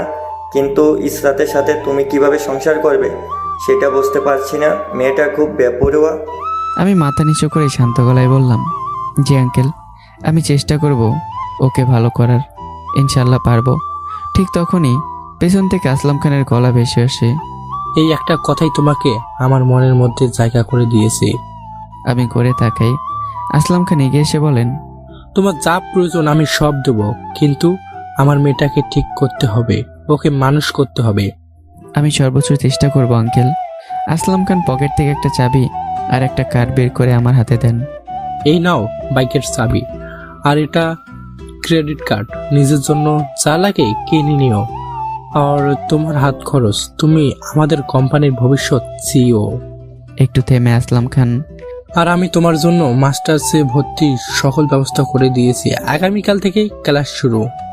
আকরাম খান এবার গম্ভীর কণ্ঠে বলে, আরেকটা কথা, যদি কখনো আবির দেশে ফিরে আসে তাহলে শান্ত হয়ে দাঁড়াতে হবে তোমাকে। মনে রাখবে, দুনিয়ার শত্রুদের ভক্ত নরমের জম। কথাগুলো যেন আমার মাথায় গেঁথে যায়। আমি ঘর থেকে বেরিয়ে আসি, মনে মনে ভাবি এই কালনাগিনী তো ডেঞ্জারাস, পুরো পরিবারের বদনাম তার জন্য। কিন্তু এই আবিরটা আসলে কি জিনিস? তারপর নিজের মনে হেসে ফেলি। যাক, আপাতত 6 মাস ভার্সিটিতে এনজয় করি, তারপর দেখা যাবে। হঠাৎই পেছন থেকে এক লোক ডাকে, আপনি অনেক। আমি ঘুরে তাকাই। হ্যাঁ, কেন?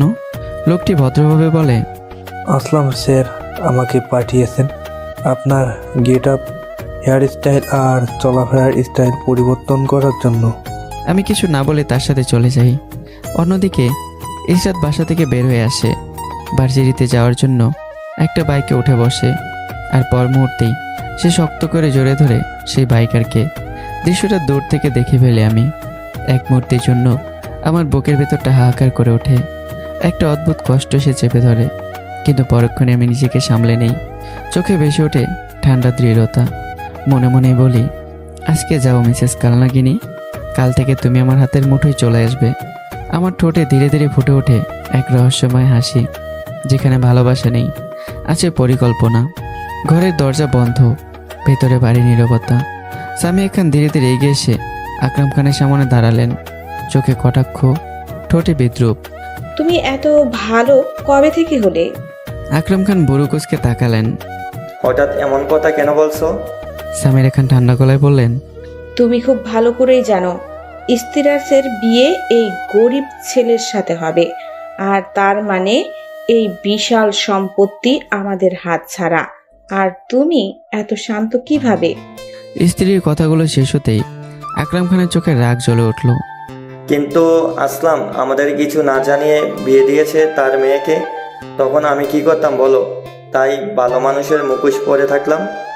তার ঠোঁটে ধীরে ধীরে ফুটে উঠল এক ভয়ঙ্কর হাসি। আর তোমার ছেলে আবির একটা সাইকো, মেন্টাল। ওর মতো ছেলের হাতে আসলাম কোনোদিন তার মেয়েকে দেবে না, এটা আমরা দুজনেই জানি। আর তুমি ভালো করে জানো আসলাম আবির দেশে যেন আসতে না পারে তার ব্যবস্থা করে রাখছে আগে থেকে। সামিরা খান উদ্বিগ্ন হয়ে বললেন, তাহলে কি সব শেষ? আকরাম খান ধীরে ধীরে উঠে দাঁড়ালেন, জানালার দিকে তাকিয়ে কিছুক্ষণ চুপ করে থাকলেন। তারপর ঘুরে দাঁড়িয়ে নিচেও ঠান্ডা কণ্ঠে বললেন, না, কিছুই শেষ হয়নি। ঘরের বাতাস যেন থমকে গেল। ওই ভিখারি ছেলেটাকে একটা মিথ্যা অভিযোগে ফাঁসাবো, না হলে একেবারে উপরে পাঠিয়ে দেব। সামিরা খান চমকে উঠলেও পরক্ষণে ঠোঁটে হাসি ফুটে ওঠে। তারপর? আকরাম খান ধীরে ধীরে বলে, তারপর আসলামের মেয়ে হবে ডিভোর্সি বা বিধবা, আর তখন মানবতার হাত বাড়িয়ে আমাদের আবিরটাকে বিয়ে করবে। ঘরে অট্ট হাসিতে গুঞ্জরিত হয়। দুজনের হাসি দেয়ালের সাথে ধাক্কা লেগে ফিরে আসে। অন্যদিকে এক ভয়ঙ্কর সত্য, বিকেলের আলো নিস্তেজ। আসলাম খান বসে আছেন, সামনে রহিম। কি হলো? আমার জামাইকে ঠিক করে দিয়েছো তো সবকিছু? জি স্যার। ছেলেটা কেমন লাগলো? রহিম কিছুক্ষণ চুপ থাকে, তারপর নিচু গলায় বলে, স্যার ছেলেটা খুব সহজ সরল, কিন্তু ভিতরে অনেক আগুন, আর ওর ওপর ভয়ঙ্কর নির্যাতন হয়েছে। আসলাম খান কপাল কুঁচকে বলে, কিভাবে বুঝলে? রহিমের কণ্ঠ ভারী হয়ে আসে। স্যার কাপড় ট্রাই করানোর সময় গেঞ্জি খুলতেই দেখি ওর পিঠটা মানুষের মতো না, মনে হচ্ছিল বারবার অ্যাসিডে ঝলসে পুড়িয়ে দেওয়া হয়েছে তার পিঠ। রহিম একটু থামে। এক জায়গায় এখনো কাঁচা মাংস দেখা যাচ্ছিল, মনে হয়েছে এই তো গতকাল পুড়িয়েছে। গন্ধটা অসহ্য। আসলাম খান হঠাৎ উঠে দাঁড়ালো, কি বলছো তুমি? তার চোখে বিস্ময়, ক্ষোভ আর এক অদ্ভুত মায়া। তিনি ধীরে ধীরে ফিসফিস করে বলেন, এই ছেলেটা এত কষ্ট নিয়ে বেঁচে আছে? পরদিন সকাল, বিশ্ববিদ্যালয়ের গেট, চিরচেনা কোলাহল, আড্ডা, হাসি। হঠাৎ একটা বাইকের তীক্ষ্ণ গর্জনে পুরো পরিবেশ চিড়ে দেয়। সবাই একসাথে তাকায়। গেট দিয়ে ঢুকছে কালো চকচকে R15, ধীরে আত্মবিশ্বাসী ভঙ্গিতে। বাইকটা থামতেই হেলমেট খুলে ফেলে ছেলেটা। আর সেই মুহূর্তে সমস্ত শব্দ যেন স্তব্ধ হয়ে যায়, যেন এক নতুন অনেক। কিন্তু এটা আগের সে অনেক না। চুলে স্টাইল করে কাটা, পরনে নিখুঁত ফিটিং শার্ট, হাতে দামি ঘড়ি, চোখে ঠান্ডা তীক্ষ্ণ আত্মবিশ্বাস। আমি বাইক থেকে নামতেই চারপাশে ফিসফাস ছড়িয়ে পড়ে। ওইটা কি অনেক? অসম্ভব দোস্ত, পুরো হিরো লাগছে। ক্যাম্পাসের একপাশে দাঁড়িয়েছিল ইসরাত আর নেহা। বাইকটা দেখে তারাও তাকায়। প্রথমে চিনতে পারে না, তারপর ইসরাতের চোখ বড় বড় হয়ে যায়। ওটা অনেক দোস্ত, ও তো পুরো বদলে গেছে। আমি ধীরে ধীরে হাঁটছি। আমার প্রতিটি পদক্ষেপ আত্মবিশ্বাসে ঝরে পড়ছে। মেয়েদের চোখ আটকে আছে আমার ওপর। উফ, আগে খেয়াল করিনি, এত হ্যান্ডসাম, পুরো ক্রাশ। ইসরাত স্থির হয়ে দাঁড়িয়ে থাকে, তার বুকের ভিতর অদ্ভুত কাঁপন। এই ছেলেটা, এই পরিবর্তন কিভাবে? এই দৃষ্টি সবকিছু তাকে অস্বস্তিতে ফেলে। আমি পাশ দিয়ে হেঁটে যাওয়ার সময় এক সেকেন্ডের জন্য তাকে ইসরাতের চোখে। সেই দৃষ্টিতে নেই ভালোবাসা, নেই কষ্ট, শুধু ঠান্ডা হিসেবে আগুন। আমার ঠোঁটে ধীরে ধীরে ফুটে ওঠে এক হালকা বাঁকা হাসি। দুপুরের রোদ তখন ক্যাম্পাস জুড়ে ছড়িয়ে পড়ে, হালকা গরম, চারদিকে কোলাহল। কিন্তু সেই ভিড়ের মাঝেই আমার চোখ হঠাৎ আটকে গেল। ইসরাত, সে বসে আছে এক ছেলের সাথে, খুব কাছাকাছি, হাসছে, কথা বলছে, মাঝে মাঝে শরীরও ছুঁয়ে যাচ্ছে। আমার বুকের ভেতরটা হঠাৎ মোচড় দিয়ে উঠল। ছেলেটাকে চিনতে আমার বেশি দেরি হলো না। সাগর, ভালো ভদ্র ছেলে হিসেবে পরিচিত, কিন্তু ইসরাতের সাথে এইভাবে। আমার চোখ ধীরে ধীরে ঠান্ডা হয়ে আসে। আমি সোজা হেঁটে গিয়ে দাঁড়াই তাদের সামনে। আমার কণ্ঠে বিদ্রুপের ধার। কিরে, কাল লাগেনি? তোর কয়টা পুরুষ লাগে? একটা দিয়ে হয় না তোর? কথাটা যেন আগুনে খিটে এলে দিল। ইসরাত মুহূর্তেই তেলে বেগুনে জ্বলে উঠল। কুত্তার বাচ্চা, তুই কি বললি? তোর এত বড় সাহস! কথা শেষ হতেই দুটো জোর থাপ্পড় বসিয়ে দেয় আমার গালে। নিহাও এগিয়ে আসে আরেকটা মারতে, কিন্তু এবার আমি তার হাত শক্ত করে চেপে ধরি। চারপাশে মুহূর্তেই ভিড় জমে যায়। সবাই তাকিয়ে আছে কি হচ্ছে সেটা দেখার জন্য। আমি ধীরে ধীরে হাত ছেড়ে দিয়ে চারদিকে তাকাই। আমার কণ্ঠ ঠান্ডা কিন্তু ধারালো। আমাকে কি তোমরা মন্দিরের ঘণ্টা ভাবছো? যার ইচ্ছে সে বাজিয়ে যাবে? আমি কি ভুল বলেছি? নিহা সামনে এগিয়ে এসে বলে, একটু আগে আপনি আমার বান্ধবীকে কি বললেন? কেন? আপনার বান্ধবী তো আমার বিয়েতে গিয়ে বলেছে সে আমার সন্তানের মা হতে চলেছে। চারপাশে গুঞ্জন ছড়িয়ে পড়ে। আমি মোবাইল বের করে ভিডিওটা প্লে করে দিই। ভিডিওতে সবার সামনে দাঁড়িয়ে ইসরাত বলছে, আমি অনেকের সন্তানের মা। এক মুহূর্তে পুরো ক্যাম্পাস স্তব্ধ, কারো মুখে কথা নেই, চোখ বড় বড় করে তাকিয়ে আছে সবাই। ইসরাতের মুখ ফ্যাকাশ হয়ে যায়। আমি আবারও বলি, আরও একটা কথা, শুনেছি এই মেয়েটা মানে ইসরাত বিবাহিত। আমি তবু এটা বলি না যে ইসরাত আমার স্ত্রী। চারদিকে যেন বিস্ফোরণ ঘটে। কি, বিবাহিত? সত্যি নাকি? নেহা হতবাক। দোস্ত, এটা আমি কি শুনলাম? সত্যি তুই ম্যারিড? সাগর অবাক হয়ে তাকায়। অনেক ভাই যা বলেছে এটা কি সত্যি? ইসরাত মুহূর্তের মধ্যে নিজেকে সামলায়, চোখে রাগ, মুখে অঙ্গীকার। আমি বিবাহিত না, আমার বিয়ে হয় নাই। কথাটা বলে সে ঘুরে দাঁড়ায়। দ্রুত পায়ে হাঁটা শুরু করে সে। পেছনে ফিসফাস, বিস্ময়, সন্দেহ, সব মিলে এক অস্থির পরিবেশ। হাঁটতে হাঁটতে ইসরাতের চোখে আগুন জ্বলে ওঠে। মনে মনে বলে, না, আর না, একদিনও ওকে সহ্য করতে পারছি না। সারা জীবন কিভাবে করব? তার ঠোঁট শক্ত হয়ে আসে। অনেককে এমনভাবে ভাসাতে হবে যেন সাপও মরে, লাঠিও না ভাঙে। তার চোখে তখন ভয়ঙ্কর এক পরিকল্পনা ছায়া। বাবার চোখে ওকে অপরাধী বানাবো, আর তারপর ওর সব শেষ করব। ইসরাত ঝড়ের মতো বাড়িতে ঢুকে সরাসরি তার মায়ের সামনে গিয়ে দাঁড়ায়। চোখে রাগ, অপমান আর ক্ষোভের আগুন। সবকিছু খুলে বলে, ভার্সিটিতে কি হয়েছে, আমি কিভাবে তাকে সবার সামনে অপমান করেছি। সব শুনে শারমিন খান কিছুক্ষণ নিশ্চুপ থাকেন। তারপর হঠাৎই দুটো থাপ্পড় পর ইসরাতের গালে। ইসরাত হতভঙ্গ হয়ে যায়। গালে হাত দিয়ে কাপা গলায় বলে, মা, তুমি আমাকে মারলে? শারমিন খানের চোখে তখন আগুন। এমনিতে আত্মীয় স্বজনের কাছে তোর চরিত্র চলাফেরা সব নিয়ে কথা শুনতে হয়, তার মধ্যে তুই এসব নাটক করছিস। ছি। তার কণ্ঠ ঠান্ডা হয়ে আসে। এখন ভাবতে হবে এই ছেলেটাকে কিভাবে তোর জীবন থেকে সরাবো, এই বাড়ি থেকে সরাবো। এক কথা ইসরাতের ঠোঁটে ধীরে ধীরে এক অদ্ভুত হাসি ফুটে ওঠে, কারণ তার মাও চায় আমি তার জীবন থেকে দূরে যাই। শারমিন খান সতর্ক গলায় বলেন, শোন, আপাতত ওর সাথে কোনো ঝামেলা করবি না। আর যদি তোর বাবা জেনে যায় তুই আসলে গর্ভবতী না আর প্রতিশোধ নিতে এসব করছিস, তাহলে তোকে ত্যায্য কান্না করে দিবে, সব সম্পত্তি হাতছাড়া হবে, দান করে দিবে গরিবদের। কথাগুলো শুনে ইসরাতের বুক ধুক করে ওঠে। তাহলে এখন কি করব মা? শারমিন খান দীর্ঘ শ্বাস ফেলেন। জানি না, দেখি কিছু ভাবতে পারি কিনা। তুই আপাতত চুপ থাক, আর কোনো বয়ফ্রেন্ড নিয়ে নতুন ঝামেলা করবি না। নিজের রুমের দিকে হাঁটতে হাঁটতে ইসরাতের চোখে নতুন এক আগুন জ্বলে ওঠে। না, আমি এই সম্পত্তি হাতছাড়া করব না। আমার বাবার 10,000 কোটি টাকার একমাত্র ওয়ারিশ আমি। যেভাবেই হোক অনেককে ব্যবহার করব, তারপর নিজের মতো করে সরিয়ে দেব। তার ঠোঁটে ধীরে ধীরে ফুটে ওঠে এক হিসেবি হাসি। রুমে ঢুকে সে সোজা ওয়াশরুমে চলে যায়। কিছুক্ষণ পর দরজা খুলে বেরিয়ে আসে ইসরাত, শুধু ব্লাউজ ও পেটিকোট পরে। ভেজা চুল কাঁধ বেয়ে নেমে এসেছে, জলের ফোঁটা টুপটুপ করে গড়িয়ে পড়ছে তার ত্বকের উপর দিয়ে। ভেজা উন্মুক্ত পেট, এই সৌন্দর্যে যে কোনো কঠিন থেকে কঠিন পুরুষও ঘায়েল হতে যথেষ্ট। মুহূর্তটা যেন থমকে যায়। ঠিক তখনই আমি রুমে ঢুকে পড়ি। দুজনে চোখাচোখি। আমি কিছুক্ষণের জন্য স্থির হয়ে যাই। আমার চোখে ভেসে ওঠে বিস্ময়, তারপর ধীরে ধীরে অজানা অনুভূতি। এই ইসরাত, যাকে আমি ঘৃণা করি, অবিশ্বাস করি, সেই মানুষটাকে হঠাৎ যেন অন্যরকম লাগছে। মনের ভিতরে এক অদ্ভুত টান তৈরি হয়, যেন বাস্তব আর আবেগের মাঝখানে আমি আটকে আছি। আমার মনে হচ্ছে আমি ইসরাতের সৌন্দর্যের মাঝে হারিয়ে যাচ্ছি, গভীরভাবে ডুবে যাচ্ছি। কিন্তু আমি জানি না এই আকর্ষণ, এই সৌন্দর্য, এই দুর্বলতা আমাকে টেনে নিয়ে যাচ্ছে এক অদৃশ্য ফাঁদের দিকে। অন্যদিকে ইসরাত আয়নার সামনে দাঁড়িয়ে চুল মুছতে মুছতে আয়নায় আমার প্রতিচ্ছবি দেখে। তার চোখে খেলে যায় এক চতুর হাসি। ফাঁদে পড়ছ ধীরে ধীরে। একই ঘরে দুজন মানুষ। আমি কি পারবো নিজেকে ফাঁদ থেকে বাঁচাতে? কমেন্ট করে জানাবেন। আমি স্থির চোখে তাকিয়ে থেকে ইসরাতের দিকে। আমার ভেতরে সন্দেহের কাঁটা বেঁধে যায়। কি ব্যাপার, এই কালনাগিনী হঠাৎ এমন করে সামনে কেন এলো?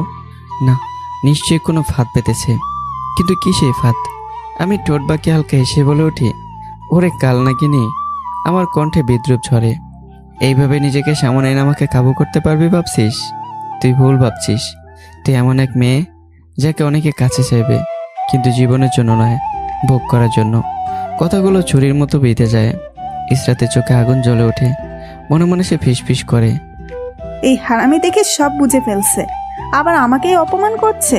সে ঠোঁট শক্ত করে বলে, আমার ভার্সিটির সাগরকে তো চিনিস, সবচেয়ে ভদ্র ভালো ছেলে। সে আমাকে ভালোবাসে। আর শুধু সে না, এমন অনেক আছে যারা আমাকে বিয়ে করতে পাগল। আমি এবার ধীরে ধীরে সামনে এগিয়ে যাই। আমার চোখে এক অদ্ভুত দৃঢ়তা। ঠিক আছে, আমরা দুজনেই জানি কে কেমন ভালো ভদ্র। তুই যদি এমন একজন ছেলেকে খুঁজে আনতে পারিস যে তোকে সত্যিকারে ভালোবেসে বিয়ে করতে চায়, তাহলে আমি তোর স্বামী হয়েও তোর গোলাম হয়ে থাকবো। তুই যেভাবে বলবি সেভাবেই চলবো। এক কথায় তোর হাতের পুতুল। ঘরের বাতাস যেন ভারী হয়ে ওঠে। ইসরাত এক মুহূর্ত দেরি করে না। ওকে, চ্যালেঞ্জ অ্যাকসেপ্ট, কিন্তু পরে কোনো পোল্টে দিতে পারবি না। আমি গরিব হতে পারি, কিন্তু এক কথার মানুষ। তারপর হঠাৎই একটা শর্ত ছড়ে দেই। তবে শর্ত একটা, যে ছেলে তোকে বিয়ে করতে চাইবে তাকে আগে জানাতে হবে বিয়ের পর তোর বাবার সম্পত্তি থেকে সে 1 টাকাও পাবে না, কারণ এই বিয়ের পর তোর বাবা তোকে ত্যায্য কন্যা করে দেবে। আমি গভীরভাবে তাকাই ইসরাতের চোখে। তখন বোঝা যাবে সে তোকে ভালোবাসে নাকি তোর বাবার টাকাকে। কথাগুলো এবার ইসরাতকে থামিয়ে দেয়। এক মুহূর্ত চিন্তা করে, তারপর ঠোঁট কামড়ে বলে, তুই হারামি হলেও আজ একটা সত্যি কথা বলেছিস। ঠিক আছে, আমি এভাবেই বলবো। আমি এবার শেষ আঘাতটা হানি। আর তুই হারলে তুই আমার গোলাম হবি। ঘরের নীরবতা আরও গাঢ় হয়ে ওঠে। ইসরাত কিছুক্ষণ চুপ থাকে, তারপর ধীরে মাথা তোলে। ঠিক আছে। চোখে জেদ, ঠোঁটে চ্যালেঞ্জ। খেলা এবার সমানে সমান। অন্যদিকে আসলাম খান বসে আছে রহিমকে নিয়ে তার কেবিনে। তার চোখে চিন্তার ছায়া, কণ্ঠে ক্লান্তি। জানিস রহিম, আমার বাবা আমাদের 2 ভাইকে সমান সম্মতি ভাগ করে দিয়ে গেছেন। আমি সেই টাকা ব্যবসায় লাগিয়ে আজ এখানে পৌঁছেছি। আজকে খান টেক্সটাইল বাংলাদেশের স্বনামধর্ম প্রতিষ্ঠান। একটু থামেন। আর আমার বড় ভাই স্ত্রীর কথায় পরে সব শেষ করে ফেলল। বউয়ের কথা শুনে নিজের শালাদের হাতে টাকা তুলে দিয়ে পরে সেই শালা তাকে ধোকা দিয়ে বাহির করে দিল। শেষে নিজেই ঘর ছাড়া হলো। রহিম বিস্ময়ে বলে, এরপরও বড় স্যার ওনার স্ত্রী কথাই চলে। আসলাম খান হালকা হেসে মাথা নাড়েন। শুধু চলে না, অন্ধের মতো মানে এমনকি আমার মেয়েকে মাত্র 5 বছর বয়সে মেরে ফেলতেও চেয়েছিল। কি বলতেন স্যার? আসলাম খান গভীর নিঃশ্বাস ফেলেন। হ্যাঁ, কিন্তু যার চোখের সামনে ঘটনা ঘটছিল সে আমার মেয়েকে হসপিটালে নিয়ে যায়। নিজের রক্ত দিয়ে আমার মেয়েকে বাঁচিয়ে ও আমাকে সবকিছু বলে। তাতেই বুঝতে পারছি এটা বড় ভাই ও ভাবির কাজ। কিন্তু সে মানুষটা পরের দিন অ্যাক্সিডেন্টে মারা যায়, প্রমাণ নেই, তাই চুপ করেছিলাম। কিছুক্ষণ নীরবতা, তারপর তিনি রহিমের দিকে তাকালো। জানিস তুই কেন সব বলি? রহিম চুপচাপ তাকিয়ে থাকে। আসলাম খান ধীরে বলেন, কারণ তুই লোভী না, স্বার্থপর না, তুই আপন। তার চোখে এবার অন্যরকম দৃঢ়তা। আর অনেককে আমি শুধু হুট করে ফিরে দেইনি, এর পেছনে কারণ আছে। তিনি নিচু গলায় যোগ করেন, ইশরা তোর বিরুদ্ধে যা বলেছে সব মিথ্যা। আমি জানি। আমি অনেক দিন ধরে এই ছেলেটার পরিবার খুঁজছিলাম। তার চোখে তখন রহস্যের ছায়া, যেন আমার জীবনের গল্প এখনই শেষ হয়নি, বরং এখানেই শুরু হতে যাচ্ছে। সকালের নরম আলো জানালার ফাঁক দিয়ে ঘরে ঢুকছে। শারমিন খান চুপচাপ ইসরাতের দিকে তাকিয়ে বলেন, কি কিছু ভেবেছিস কিভাবে এই ঝামেলা সামলাবি? ইসরাত আয়নার সামনে চুল ঠিক করতে করতে ঠান্ডা গলায় বলল, তুমি ভাবো তোমার মতো, আমি আমার মতো দেখছি। শারমিন খান কিছুক্ষণ চুপ থেকে বলল, আমি ভাবছি আবিরকে কৌশলে দেশে নিয়ে আসি। ওর পাগলামি, ওর সাইকো আচরণ দেখলেই ওই ছেলেটা নিজে থেকেই পালাবে। ইসরাত ভুরু কুঁচকে তাকালো। কিন্তু বাবা তো আবির ভাইয়ের দেশে আসার সব রাস্তা বন্ধ করে রেখেছে। শারমিন খান হালকা হাসেন। রাস্তা বন্ধ থাকলে খুলতেও জানা লাগে। তুই ভার্সিটিতে যা, আমি দেখি। অন্যদিকে আমি প্রস্তুত হয়ে ভার্সিটির দিকে যাই। গেটের সামনে এসে থমকে দাঁড়াই। ইসরাত দাঁড়িয়ে আছে, অপেক্ষা করছে আমার জন্য। আমি ঠোঁট বাঁকাই, খিরে কাল না কিনি, এভাবে দাঁড়িয়ে আছিস কেন? ইসরাত সরাসরি চোখে চোখ রেখে বলে, তোর জন্য আজ ক্লাস শেষে যারা আমাকে পছন্দ করে তাদের সবাইকে বলবো বিয়ের কথা। আমি এক মুহূর্ত তাকিয়ে থেকে বলি, ঠিক আছে। ইসরাত চলে যায়, কিন্তু আমি হঠাৎ টের পাই দূরে কেউ আমাকে দেখছে। চোখ ঘুরিয়ে দেখি আমার বাবা আমান সাহেব চুপচাপ দাঁড়িয়ে আমার দিকে তাকিয়ে আছে। আমার বুক ধুক করে ওঠে। আমি দ্রুত দৌড়ে যাই। বাবা, দাঁড়াও, যেও না। বাবা থেমে যান, কিন্তু মুখে অপরাধবোধের ছাপ। আমি কাছে এসে দাঁড়াই। চোখে জমে থাকা কষ্ট হঠাৎই বিস্ফোরিত হয়। কী জন্য এসেছো? ওই মহিলা পাঠিয়েছে, নাকি এখন আমাকে নির্যাতিত দেখতে না পেরে মন খারাপ হচ্ছে? কথাগুলো বিষের মতো বেরিয়ে আসে। বাবা কিছু না বলেই আমাকে নিয়ে নির্জন এক জায়গায় যান। চারপাশ নিস্তব্ধ, হালকা বাতাস বইছে। তিনি ধীরে বলেন, আমি জানি তোর কাছে আমি অপরাধী, কিন্তু বিশ্বাস কর আমার করার কিছুই ছিল না। আমাকে কি তুমি ছোট বাচ্চা মনে করো? প্রতিবাদ করলে কি এমন হতো? ওরা তো তোমার সন্তানও না, তবুও তোমার টাকায় রাজাদের মতো থাকতো। তবুও এই কথা কেন? বাবা এবার চোখ তুলে তাকালো। কি বললি? প্রতিবাদ করি নাই? তিনি ধীরে ধীরে নিজের শার্টের বোতাম খুলতে থাকেন। আমি বিরক্ত মুখে তাকিয়ে থাকি, কিন্তু পর মুহূর্তেই আমার দৃষ্টি জমে যায়। শরীর নিস্তব্ধ, শ্বাসও বন্ধ হয়ে আসে। আমার বাবার পিঠ, সেই পিঠটা মানুষের পিঠ না, পোড়া ক্ষত বিক্ষত।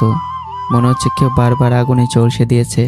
চামড়া উঠে গেছে, দাগের পর দাগ। আমার চোখ বড় বড় হয়ে যায়, আমার বুক কেঁপে ওঠে, ঠোঁট কাঁপতে থাকে। বাবা, তোমার এই অবস্থায় কে করেছে? বাবা শান্ত গলায় বলেন, তোর জন্য যতবার আমি প্রতিবাদ করেছি ততবারই ওরা আমাকে বেঁধে নির্যাতন করেছে। একদিন তোর সরাসরি বলল বেশি বাড়াবাড়ি করলে তোকে তোর মায়ের কাছে পাঠিয়ে দিবে। তখন থেকে আমি একেবারে চুপ হয়ে যাই, অন্তত আমার সন্তান বেঁচে থাকবে।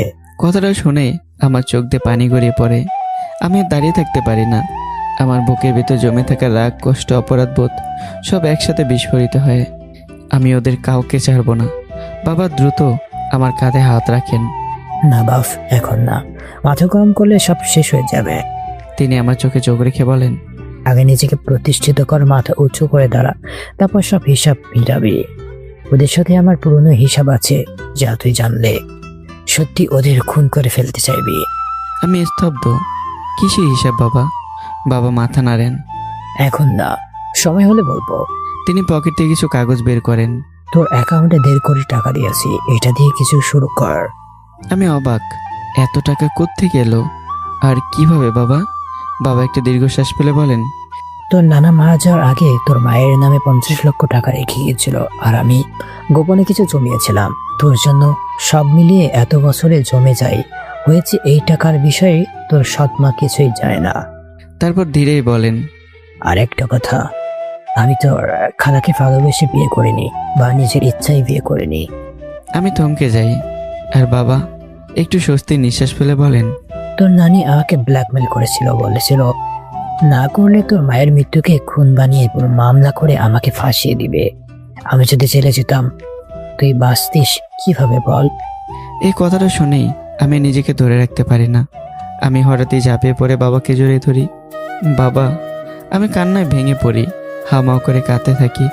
বুক ভেঙে যায়। বাবা নিজেকে সামলাতে পারেন না। বহু বছরে জমে থাকা কষ্ট, অপমান, অসহায়তা সব কিছু গলে গিয়ে বেরিয়ে আসে অশ্রু হয়ে। তিনি আমাকে শক্ত করে বুকে জড়িয়ে ধরেন। দুজন মানুষ, একই যন্ত্রণার শিকার। আজ প্রথমবার একে অপরের কাছে ভেঙে পড়ি।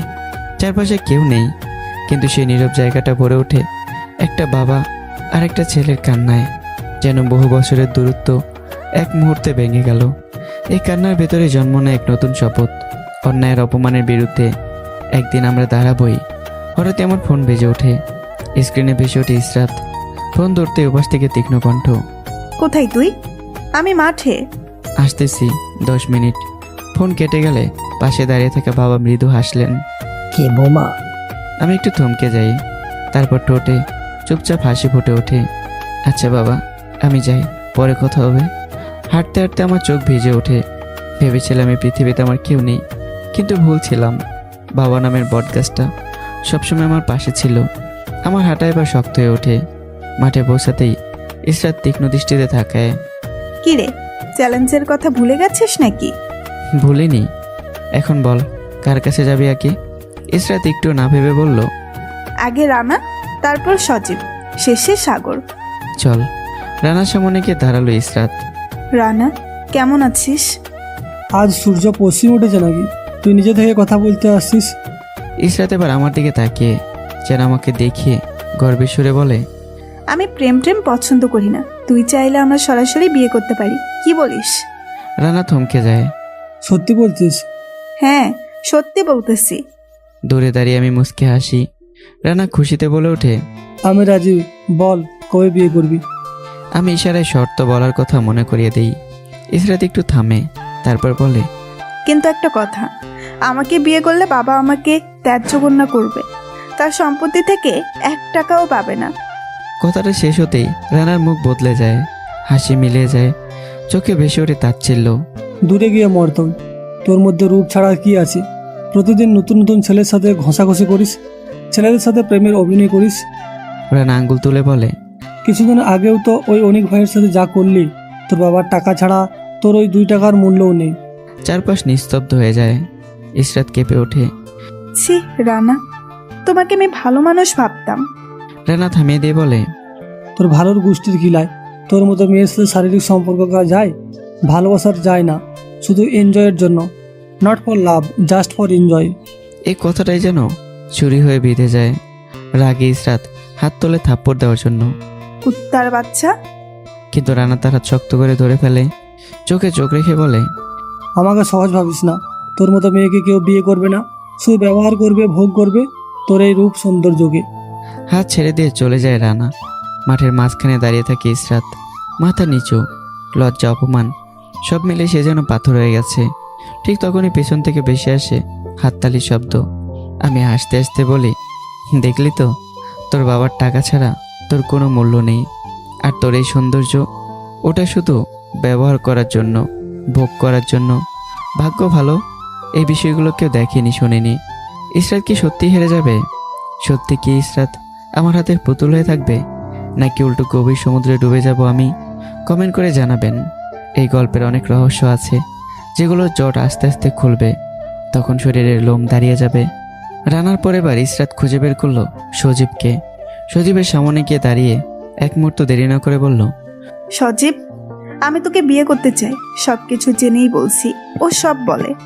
সজীবের কৌতূহল বেড়ে যায়। সজীব প্রথমে অবাক, তারপর হেসে ওঠে তাচ্ছিল্যে। আরে ইসরাত, তোকে আমি পছন্দ করি শুধু তোর বাবার টাকার জন্য। কথাটা শুনে মাথা নষ্ট হয়ে যায়। সে আরো এগিয়ে আসে। ওটা ছাড়া তোকে বিয়ে করব কি জন্য? আমাকে কি পাগল কুকুর কামড়েছে নাকি? যা দূরে গিয়ে মর। শব্দগুলো যেন ইসরাতের গায়ে আগুন হয়ে পড়ে। আমি দূরে দাঁড়িয়ে মুচকে হাসছি, আর ইসরাত মাথা নিচু করে লজ্জায় নিজেকে লুকাতে চায়। সজীব চলে যায়। আমি ধীরে ধীরে এগিয়ে যাই। কিরে, দুজনেই তো চলে গেল, এখন বাকি তোর সাগর। ইসরাত দাঁত কামড়ে ধরে। একটু দাঁড়া, আমি ফোন দিচ্ছি। ফোনে কাপা গলা। সাগর, তুই পুকুর পাড়ে আসবি? জরুরি কথা আছে। সাগর বিরক্ত হয়েই, মোবাইলে বল। প্লিজ আয় না। আর আমি যা বলবো তুই শুধু হ্যাঁ বলবি, প্লিজ। কিছুক্ষণ পর সাগর আসে। বল, কেন ডাকছিস? ইসরাত সরাসরি বলে, সাগর, আমাকে বিয়ে করবি? সাগর হতভম্ব। হঠাৎ বিয়ের কথা কেন? বাবা আমাকে জোর করে বিয়ে দিচ্ছে। আমি তোকে বিয়ে করব, কিন্তু তারপর বাবা আমাকে ত্যায্য কন্যা করবে বলেছে। এক সেকেন্ড নীরবতা, তারপর সাগরের ঠোঁটে তার ছেলের হাসি। মানে আমি তোকে বিয়ে করলে তুই কিছু পাবি না, আর এমনিতে তুই আমার টাইপের না। ইসরাত কাপা গলায় বলে, মানে তুই আমাকে বিয়ে করবি না? তাহলে এতদিন? সাগর হাত তুলে থামিয়ে দেয়। এতদিন তোকে নিয়ে টাইম পাস করছি, এনজয় করার জন্য, এটাই ছিল। তার কণ্ঠ ঠান্ডা, নির্মম। বিয়ে ভুলিও না, আমার বাবার সম্পত্তির অভাব আছে। কথা শেষ করে সে চলে যায়। চারপাশে যেন নিস্তব্ধ। ইসরাত দাঁড়িয়ে আছে, একদম পাথরের মতো, চোখে জল, কিন্তু সে কাঁদতেও পারছে না। পেছন থেকে আবারও সেই হাততালি শব্দ। আমি হাততালি দিয়ে হাসতে হাসতে সামনে গিয়ে বলি, দেখলি তো ইসরাত, জীবনটাও তো সহজ নয়। সত্যিকারের ভালোবাসা পাওয়া খুব কঠিন। এই বলে চলে যেতে ঘুরে দাঁড়াই। ঠিক তখনই নরম একটা হাত এসে পড়ে ইসরাতের কাঁধে। সে চমকে দাঁড়ায়। মিহির চোখে কষ্ট, কিন্তু কণ্ঠে দৃঢ়তা। দোস্ত, তোর সাথে কম কথা বলি, কারণ তুই নেহার খারাপ বুদ্ধিতে চলিস। আজ তো সব দেখলাম। একটু থামে। কেন করছিস এসব জানি না, কিন্তু আজ একটা জিনিস শিখলি। ইসরাত চুপ, চোখ ভেজা। মিহি ধীরে বলে, জীবনে যদি কখনো সত্যিকারের ভালোবাসা আসে, সব অহংকার ফেলে আগলে রাখিস। টাকা রূপ সব একদিন চলে যাবে, কিন্তু যে মানুষটা তোকে মন থেকে ভালোবাসবে, সে মৃত্যুর আগ পর্যন্ত তোর হাত ছাড়বে না। কথাগুলো ইসরাতের অন্তরে স্পর্শ করে ফেলে। ঠিক তখনই নেহা এসে হাজির। ইশরাত, তুই কাঁদছিস কেন? মিহি কিছু বলেছে? এরই মধ্যে আমি আবার ফিরে যাই। আমার চোখে অদ্ভুত এক দৃষ্টি। কি ইসরাত, বাসায় যাবে না? ইসরাত অবাক, কারণ এই প্রথম আমি তাকে কালনাগিনী না বলে স্বাভাবিকভাবেই ডাকলাম। নেহা অবাক হয়ে বলে, কি রে ইশরাত, অনেক ভাই তোকে বাসায় যেতে বলছে কেন? একের পর এক বন্ধুরা জড়ো হয়। চারপাশে উত্তেজনা, ফিসফাস প্রশ্ন। মিহিও তাকিয়ে। কি রে, কিছু বল। আমি এবার আরো কাছে যাই, চোখে চোখ রেখে বললাম, শুনতে পাওনি? বাসায় যাবে না? নেহা সামনে এসে দাঁড়ায়। অনেক ভাই, আপনি কে? আমার বান্ধবী বাসায় যাবে কিনা সেটা বলার আপনি কে? ঠিক তখনই সবাইকে স্তব্ধ করে দিয়ে ইসরাত মাথা তুলে দাঁড়ায়। তার চোখে আর আগে সে লজ্জা নেই, বরং অদ্ভুত এক দৃঢ়তা। তার ঠোঁট কাঁপে। তারপর, অনেক আমার হাজবেন্ড, তার বলার সম্পূর্ণ অধিকার আছে। 1 সেকেন্ড 2 সেকেন্ড পুরো জায়গাটা জমে যায়। নেহার মুখ হা হয়ে যায়। কি? মিহির চোখ বড় বড় হয়ে যায়। সে বিশ্বাসই করতে পারছে না। চারপাশে বন্ধুদের মধ্যে শোরগোল। কি বললো স্বামী? ওরা বিয়ে করেছে? কখন? কারো চোখে অবিশ্বাস, কারো চোখে বিস্ময়, কারো চোখে শক। মুহূর্তটা যেন সময়কে থামিয়ে দেয়। আমি নিজেও জমে গেছি, চোখ বড় বড় হয়ে গেছে, শ্বাস আটকে আসছে। ইসরাত আমাকে স্বামী বলল, সে আমাকে স্বামী হিসেবে মেনে নিচ্ছে। আমার বুকের ভিতর কেমন একটা ঝড় ওঠে। ইসরাত আবার বলে, আরো স্পষ্ট, আরো দৃঢ় কণ্ঠে, আর আমার উপর সম্পূর্ণ অধিকার আছে। এই কথার পরই চারপাশে যেন বিদ্যুৎ খেলে যায়। সবাই স্তব্ধ, কেউ কথা বলতে পারছে না। আর আমি শুধু তাকিয়েছি ইসরাতের দিকে। আমার চোখে প্রশ্ন, বিস্ময় আর অদ্ভুত এক অনুভূতি, যেটার নাম হয়তো ভালোবাসা। নিয়া তার ছেলের হাসি হেসে বলে ওঠে, ইশরাত, তুই মজা নিচ্ছিস তাই না?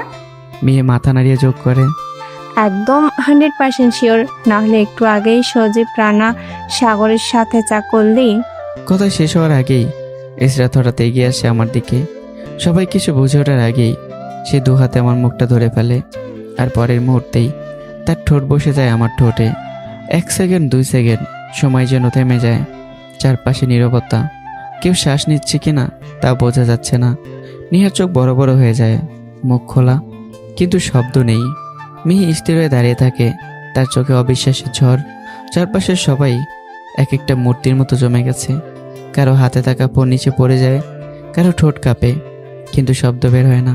আর আমি যেন পাথর, আমার শরীর শক্ত হয়ে গেছে, চোখ বন্ধ, মস্তিষ্কও কাজ করছে না। এটা কি হচ্ছে? 2 মিনিট, 2টা দীর্ঘ শ্বাসরুদ্ধকর মিনিট। তারপর ইসরাত ধীরে সরে আসে। চারপাশে এখনো নীরবতা, শুধু হালকা বাতাসের শব্দ।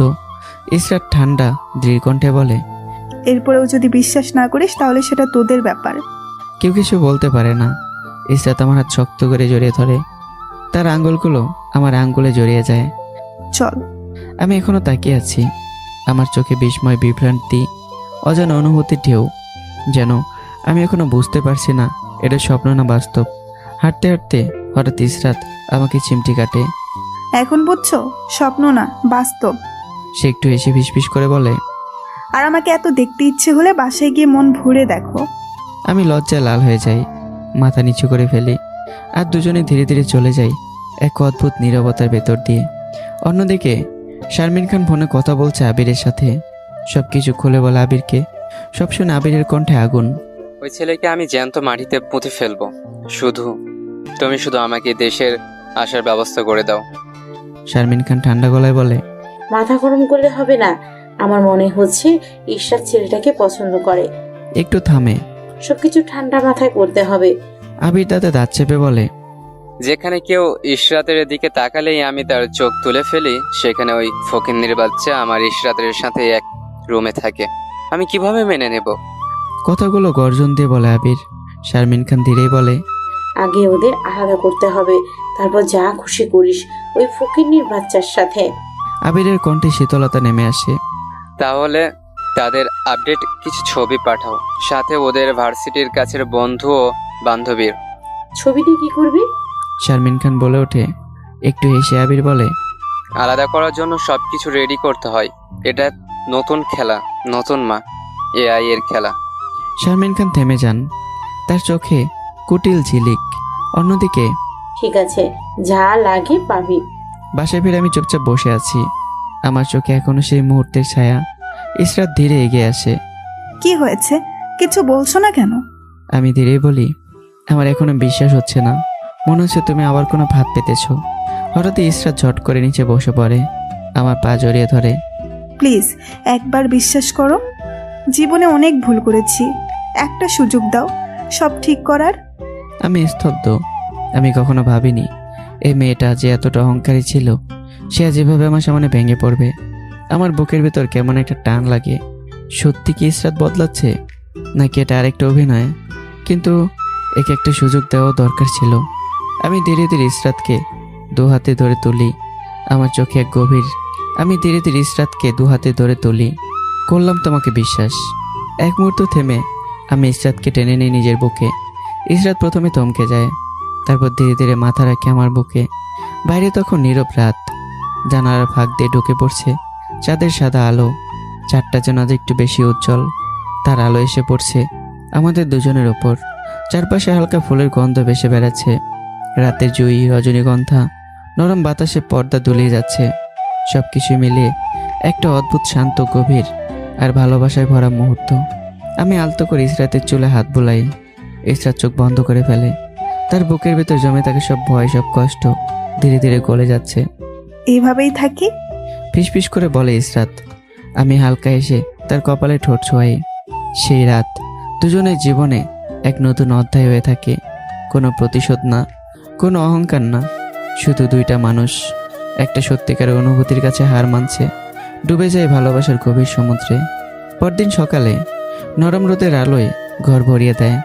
ইসরাত আমার বুকে মাথা রেখে শুয়ে আছে, তার চোখ খোলা, কিন্তু সে যেন অনেক দূরে কোথাও হারিয়ে গেছে। আমি ধীরে ধীরে তার কপালে একটা চুমু দিই। কি চিন্তা করছো? ইসরাত একটু চুপ থাকে, তারপর ধীরে বলে, আচ্ছা, একটা কথা বলবো? হ্যাঁ বলো। রানা, সজীব, ওরা আমার বাবার টাকার জন্য আমার পাশে ছিল। আমাকে বিয়ে করতে চায় বাবার টাকার জন্য, এটা বুঝলাম। সাগরও আমার শরীর এর জন্য। কিন্তু তুমি সে মুখ তুলে আমার চোখের দিকে তাকায়। তুমি যে আমাকে টাকার জন্য ভালোবাসো না, সত্যিকারের ভালোবাসো, আমি সেটা কিভাবে বুঝবো? ঘরের ভিতর আবারও নীরবতা নেমে আসে। আমি থমকে যাই, আমার চোখ বড় বড় হয়ে যায়। এই প্রশ্নটা তো আমি আশা করিনি। কি করলে বিশ্বাস করবে তুমি? কি করতে হবে বলো, আমি করব। ইসরাত চুপ করে তাকিয়ে থাকে, তার চোখে সন্দেহ, ভয় আর এক ফোঁটা আশা। আমি আবারও একটু এগিয়ে যাই, আমার চোখে একরাশ অস্থিরতা, ভয় আর প্রমাণ করার তীব্র আকাঙ্ক্ষা।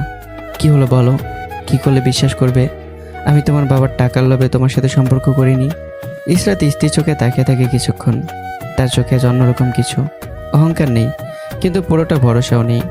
ধীরে, খুব ধীরে সে বলে, তুমি কি পারবে আমাকে নিয়ে আলাদা বাসা নিতে? একটু থামে।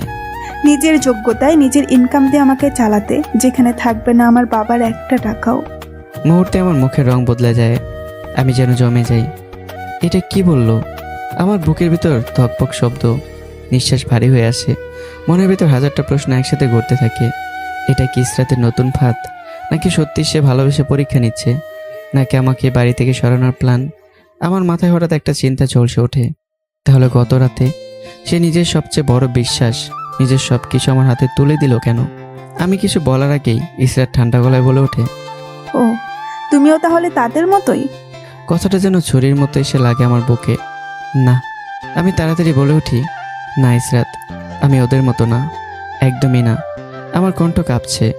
কিন্তু হঠাৎ কোথায় যাব, কিভাবে সব করব? আমাকে একটু সময় দাও প্লিজ। ইসরাত কিছুক্ষণ চুপ থাকে, তারপর সংক্ষিপ্ত উত্তর, 2 মাস। এই এতটুকু কথার ভেতরেই শর্ত, পরীক্ষা আর অদৃশ্য দূরত্ব সব মিশে থাকে। ওকে, দিলাম। ইসরাত উঠে যায়, ওয়াশরুমের দিকে হেঁটে যেতে থাকে, আর আমি সেখানে বসে থাকি, নড়তে পারি না। আমার মাথার ভেতর ঘুরছে শুধু একটাই প্রশ্ন, ইসরাত আসলে কি চায়? এটা কি সত্যি ভালোবাসা, নাকি আরেকটা নিখুঁত ফাঁদ? নিচে ইসরাত নামতেই শারমিন খান অপেক্ষা করছিল, তার চোখে কৌতূহল আর কুটিলতা। আমি আবিরকে সব বলেছি, ইসরাত থমকে যায়। আর ওর দেশে আসার ব্যবস্থা করেছি, একটু সময় লাগবে। ইসরাতের চোখ লাল হয়ে ওঠে। মা, তুমি কি পাগল? তার কণ্ঠে আতঙ্ক স্পষ্ট। আবির ভাই একটা সাইকো, এখানে এলে আমার জীবনটা জাহান্নাম হয়ে যাবে। শারমিন খান ঠান্ডা গলায় বলেন, আরে আবির তোকে ভালোবাসে, তাই একটু পাগলামি করে। ইসরাত চিৎকার করে বলে ওঠে, এটা ভালোবাসা না, এটা অতিরিক্ত বাড়াবাড়ি, এটা মেন্টাল সাইকোপনা। ইসরাত থামাতে পারে না। অর্জন, আমি কারোর সাথে কথা বলতে পারতাম না, কলেজে কেউ আমার পাশে দাঁড়াতো না, সবাই ভয় পেত। একটু থামে, তার কণ্ঠ ভারী হয়ে আসে। এখন ভার্সিটিতে কেউ জানে না আবির ভাইয়ের কথা, আমি একটু স্বাভাবিকভাবে বাঁচতে পারছি। শারমিন খান কিছুক্ষণ চুপ থাকে, তারপর বলে, ঠিক আছে তুই যা, আমি দেখি কি করা যায়। ইসরাত চলে যায়। শারমিন খান একা দাঁড়িয়ে থাকে, তার চোখে সন্দেহের ছায়া। এই মেয়ের কি হলো? সে কি ওই ছেলেটাকে পছন্দ করা শুরু করেছে?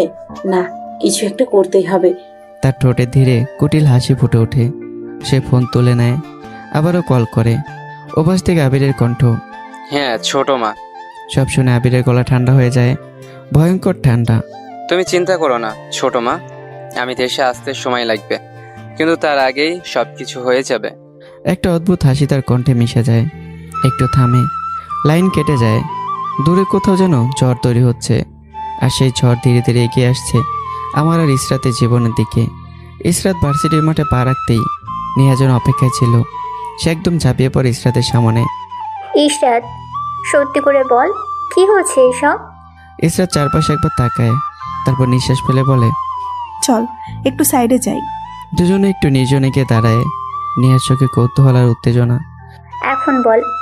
ইসরাত ধীরে ধীরে বলতে শুরু করে, সেদিনের বিয়ের ঘটনা, মিথ্যা গর্বের কথা, আমার সাথে পুরনো সম্পর্ক, গত রাতে সেই মুহূর্ত, সব কিছু। সব শুনে নেহার চোখ কপাল উঠে যায়। কি বললি তুই? গত রাতে অনেক ভাইয়ের সাথে রোম্যান্স করেছিস? ইসরাত তাড়াতাড়ি তার মুখ চেপে ধরে।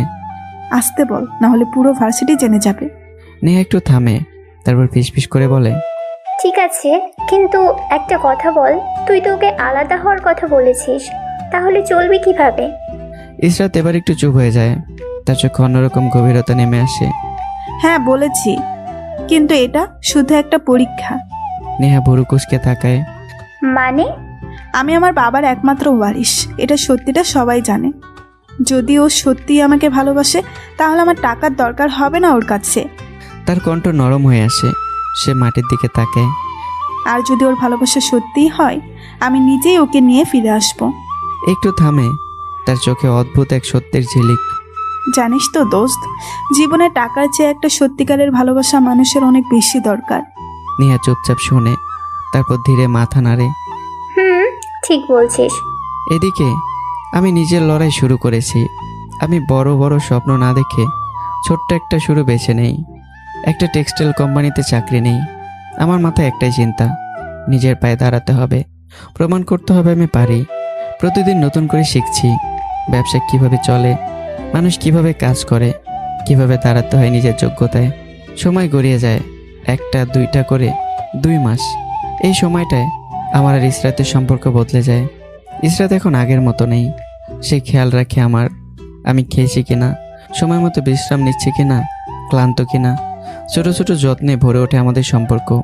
কিন্তু আমার মনে এখন একটা কাটা বিঁধে আছে। এটা কি সত্যি নাকি আবার কোনো অভিনয়? অবশেষে সিদ্ধান্তের দিন চলে আসে। আমি প্রস্তুত, ইসরাতকে নিয়ে আলাদা বাসায় চলে যাব।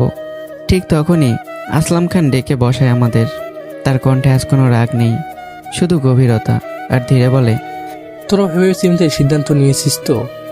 বাইরের দুনিয়া খুব কঠিন। এতদিন আমার টাকায় চলেছিস, তাই বুঝিস নাই। ইসরাত এগিয়ে আসে, তার কণ্ঠ দৃঢ়। বাবা, আমার স্বামী যা ইনকাম করবে আমি তাতেই কষ্ট করে চলতে চাই। একটা নিস্তবতা, তারপর আসলাম খানের চোখ ভিজে ওঠে। সে ধীরে বলে, আজ আমার মেয়েটা অনেক বড় হয়ে গেছে। আজ তোকে নিয়ে আমার গর্ব হচ্ছে। এই কথাটা ইসরাতের জীবনের প্রথম নিজের বাবার মুখে প্রশংসা, স্বীকৃতি। তার চোখ ভিজে ওঠে, কিন্তু সে নিজেকে সামলায়। দোয়া করবেন বাবা। এই বলে সে আমার হাত ধরে বেরিয়ে যায়। অন্যদিকে শারমিন খান দাঁড়িয়ে সব দেখছিল। তার মুখ শক্ত হয়ে যায়। ইসরাত বের হতেই সে রাগে ফেটে পড়ে।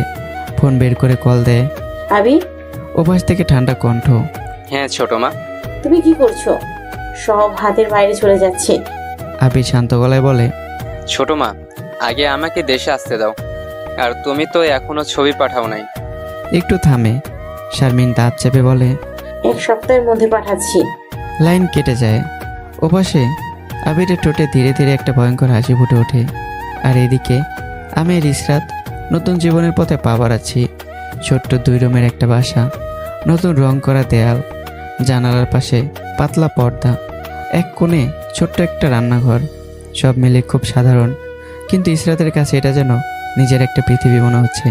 সে চারদিকে তাকিয়ে হালকা হাসে, যেন কেমন নিজের মনে হচ্ছে। আমি তাকিয়ে থাকি। এই মেয়েটা যে বিলাসিতার মধ্যে বড় হয়েছে, সে আজ এই ছোট্ট বাসায় এত খুশি। হঠাৎই ইসরাতের মাথা ঘুরে ওঠে। সে দেয়ালে হাত রাখে। এরপরই একটার পর একটা বমি। আমি ভয় পেয়ে যাই। ইসরাত, তোমার কি হয়েছে? আমি দৌড়ে বাড়িওয়ালার বউকে ডেকে আনি। মহিলা এসে সব দেখে হালকা এসে বলে, আরে বাবা, ভয় পাওয়ার কিছু নেই। তোমার স্ত্রী গর্ভবতী, তোমরা মা বাবা হতে যাচ্ছ। মুহূর্তেই সময় থেমে যায়। আমি স্থির হয়ে দাঁড়িয়ে থাকি। আমার চোখ বড় বড় হয়ে যায়। বাবা, আমার ঠোঁট কাঁপে। আমি হাসতে চাই কিন্তু পারি না। হঠাৎই আমার বুক ভেঙে যায়। অজরে কাঁদতে শুরু করি। সব কষ্ট, সব অপমান, সব একাকিত্ব আর যেন এক মুহূর্তে ভেঙে বের হয়ে আসে। বাড়িওয়ালার বউ চুপচাপ চলে যায়। ইসরাত বসে থাকে স্তব্ধ। তার বুকের ভেতর এক অদ্ভুত অনুভূতি। আমি মা হব? কেন এত ভালো লাগছে? এটাই কি সংসার? মা হওয়ার অনুভূতি। সে নিজের পেটে হাত রাখে। তার চোখে অজানা এক কোমলতা জন্ম নেয়। কিছুক্ষণ পর আমি ইসরাতকে নিয়ে ডাক্তারের কাছে যাই। ডক্টর সব পরীক্ষা করে হেসে বলে, কংগ্রাচুলেশন, আপনি প্রেগনেন্ট। এবার আর কোনো সন্দেহ নেই। খবর পৌঁছে যায় খান বাড়িতে। আসলাম খান শুনে যেন নিজেকে ধরে রাখতে পারে না। তার মুখে আনন্দের ঝলক। আলহামদুলিল্লাহ, কারণ যে মিথ্যা একদিন অপমানের কারণ ছিল আর সেটা সত্যি হয়ে গেছে। দিন গড়িয়ে যায়, 10টা দিন পার হয়। আমি যত্ন নিচ্ছি ইসরাত খাচ্ছে কিনা, সময় মতো ওষুধ নিচ্ছে কিনা, আর ইসরাত অদ্ভুতভাবে শান্ত হয়ে গেছে। অন্যদিকে শারমিন খান ফোনে আবিরের সাথে কথা বলছে। আমি সব ছবি পাঠিয়ে দিয়েছি ওর বান্ধবী, বন্ধু আর ওই ছেলেটারও। একটু থামে। আর একটা কথা, ইসরাত কিন্তু সত্যি প্রেগনেন্ট। ওবাসে নীরবতা, তারপর আবিরের কণ্ঠ বদলে যায়। কি বললে? ইশরাত প্রেগনেন্ট? তার নিঃশ্বাস ভারী হয়ে ওঠে, তার শরীর কাঁপছে, চোখ লাল, কিন্তু সে নিজেকে সামলায়। খুব ঠান্ডা গলায় বলে, ছোট মা, আগামীকাল আমি আমার চাল জ্বালবো। লাইন কেটে যায়। 2 দিন পর আমার ফোনে একটা হঠাৎ ভিডিও আসে, অচেনা নাম্বার। আমার বুক ধুপ করে ওঠে। আমি ভিডিওটা ওপেন করি। ভিডিওতে ইসরাত আর নেহা বলছে, দোস্ত তুই সত্যিই বাচ্চা নিলি? আমার চোখ বড় বড় হয়ে যায়। ইসরাতের কণ্ঠ ছবি একদম পরিষ্কার। এই বাচ্চাটা নিলাম বাবার চোখে যেটা মিথ্যা ছিল সেটা সত্যি করার জন্য। আমার হাত কাঁপতে শুরু করে। নেহা আবারও, এখন সত্যি হলো, এই বাচ্চা নিয়ে কি করবি? ইসরাত নির্দয় আর ঠান্ডা কণ্ঠে বলে, এখন কি করব? এই বাচ্চা আমি পালন করতে পারবো না। যেভাবেই হোক বাবার সব সম্পত্তি আমার নামে আসুক, তারপর ওকে কোনো এতিমখানায় দিয়ে আসবো। 1 সেকেন্ড থেমে বলে, এরপর তার বাবাকে ডাস্টবিনে। সবচেয়ে ভয়ঙ্কর কথাগুলো শুনে আমার শ্বাস বন্ধ হয়ে আসে। ভিডিও শেষ, নীরবতা। আমি দাঁড়িয়ে আছি, কিন্তু আমার ভেতরে সব কিছু ভেঙে পড়েছে। আমার শরীর থরথর করে কাঁপছে, কপাল বেয়ে ঘাম ঝরছে। আমার সামনে যেন হঠাৎ করে পৃথিবী উল্টো হয়ে গেল। একটা মাত্র ভিডিও দেখেই আমার সমস্ত বিশ্বাস, সমস্ত নিশ্চয়তা ভেঙে চুরমার হয়ে গেল। মনে মনে ভাবতে লাগলাম, তাহলে কি এতদিন যা কিছু ছিল সবই অভিনয়? ভালোবাসা নামে প্রতারণা? শুধুই বাবার সম্পত্তির লোভে এত নিখুঁত একটা নাটক সে করছিল? নিজের সন্দেহকে আর দমিয়ে রাখতে না পেরে আমি তড়িঘড়ি করে সে নাম্বারে ফোন করলাম, কিন্তু ফোন বন্ধ। 1বার 2বার বারবার চেষ্টা করে একই ফল। ঠিক তখনই দরজা ঠেলে ইসরাত ঘরে ঢুকে নরম কণ্ঠে জিজ্ঞাসা করলো, তুমি কি খাবে? আজ কি রান্না করব? আমি যেন মুহূর্তে স্তব্ধ হয়ে গেলাম। আমার মনে হলো এই মেয়েটা কি অসাধারণ অভিনয় না করতে পারে। বাইরে এত শান্ত, এত স্বাভাবিক, আর ভেতরে লুকিয়ে আছে কত বড় ছলনা। মনে মনে আমি তীব্র ঘৃণায় ফিসফিস করে উঠি। কি নিখুঁত অভিনয়! কিন্তু আর না, সব বুঝে ফেলেছি আমি। এখন শুধু অপেক্ষা আমার সন্তানের পৃথিবীতে আসার। ইসরাত আবারও বলল, কি হলো? কিছু বলছো না কেন? কি রান্না করব? আমি নিজের ভেতরের আগুনটাকে কোনোভাবে চাপা দিয়ে শান্ত স্বরে বললাম, তোমার যা ইচ্ছা সেটাই রান্না করো। এই উত্তর শুনে ইসরাতের মুখে একরাশ হাসি ফুটে উঠল। সে খুশি মনে ঘর থেকে বেরিয়ে গেল, আর আমি বিস্ময়ে তাকিয়ে রইলাম। এই অভিনয়ের গভীরতা আমাকে প্রতিনিয়ত আরো বিভ্রান্ত করে তুলছে। দিন যেতে লাগলো। প্রতিদিন ইসরাত নতুন করে তার দায়িত্ব, যত্ন আর ভালোবাসা দিয়ে আমাকে ঘিরে রাখে। আমি অবাক হই, তবুও মনে মনে দোষারোপ করি। সব কিছুই আমার কাছে এক নিখুঁত অভিনয় ছাড়া আর কিচ্ছু নয়। তবুও নিজের সমস্ত কষ্ট ভুলে শুধুমাত্র অনাগত সন্তানের কথা ভেবে আমি ইসরাতের যত্ন নেই, সময় মতো ওষুধ খাওয়াই, খেয়াল রাখি। এক অদ্ভুত টান আর দ্বন্দ্বে জড়িয়ে পড়ে আমার জীবন। এইভাবেই কেটে যায় আরও 4টি মাস। ইসরাত এখন 6 মাসের গর্ভবতী। তার চলাফেরায় কষ্ট স্পষ্ট, তবুও মুখে এক অদ্ভুত প্রশান্তি। এরই মধ্যে এক শুক্রবারে আসলাম খান আমাদের দুজনকেই নিজের বাসায় দাওয়াত দেন। আমি আর ইসরাত সেখানে উপস্থিত হই। ইসরাতের ভারী হয়ে ওঠা শরীর নিয়ে হাঁটতে কষ্ট হচ্ছিল, তবুও সে ধীরে ধীরে সব সামলাচ্ছিল। আসলাম খান, আকরাম খান, তাদের পরিবার সবাই মিলে একসাথে বসে খাওয়া দাওয়া করছিলাম। ঘর ভরেছিল হাসি আর কথোপকথনে। খাওয়া শেষ হতেই হঠাৎ করে দরজার সামনে এক অপ্রত্যাশিত উপস্থিতি। আবির। ঘরের পরিবেশ যেন মুহূর্তেই জমে গেল। হঠাৎ করে দরজার সামনে দাঁড়িয়ে থাকে ছেলেটি বিকট স্বরে বলে উঠল, ওয়েলকাম টু মাই হাউস বাবা মা, যাচ্ছ ছোট মা। তার কণ্ঠে ছিল এক অদ্ভুত উচ্ছ্বাস, কিন্তু সেই উচ্ছ্বাসের ভেতরে যেন লুকিয়েছিল শীতল কোনো সুর, যা শুনে মুহূর্তেই পুরো ঘরটা নিস্তব্ধ হয়ে গেল। সবাই থমকে গেল। কারো হাতের গ্লাস মাঝ আকাশে স্থির, কারো মুখে অর্ধেক কথাই থেমে গেল। আসলাম খান বিস্ফোরিত চোখে তাকিয়ে রইল। তার ঠোঁট কাঁপছিল, কিন্তু কোনো শব্দ বেরোচ্ছিল না। মনে মনে শুধু একটা কথাই প্রতিধ্বনিত হচ্ছিল, আবির, এ কিভাবে সম্ভব?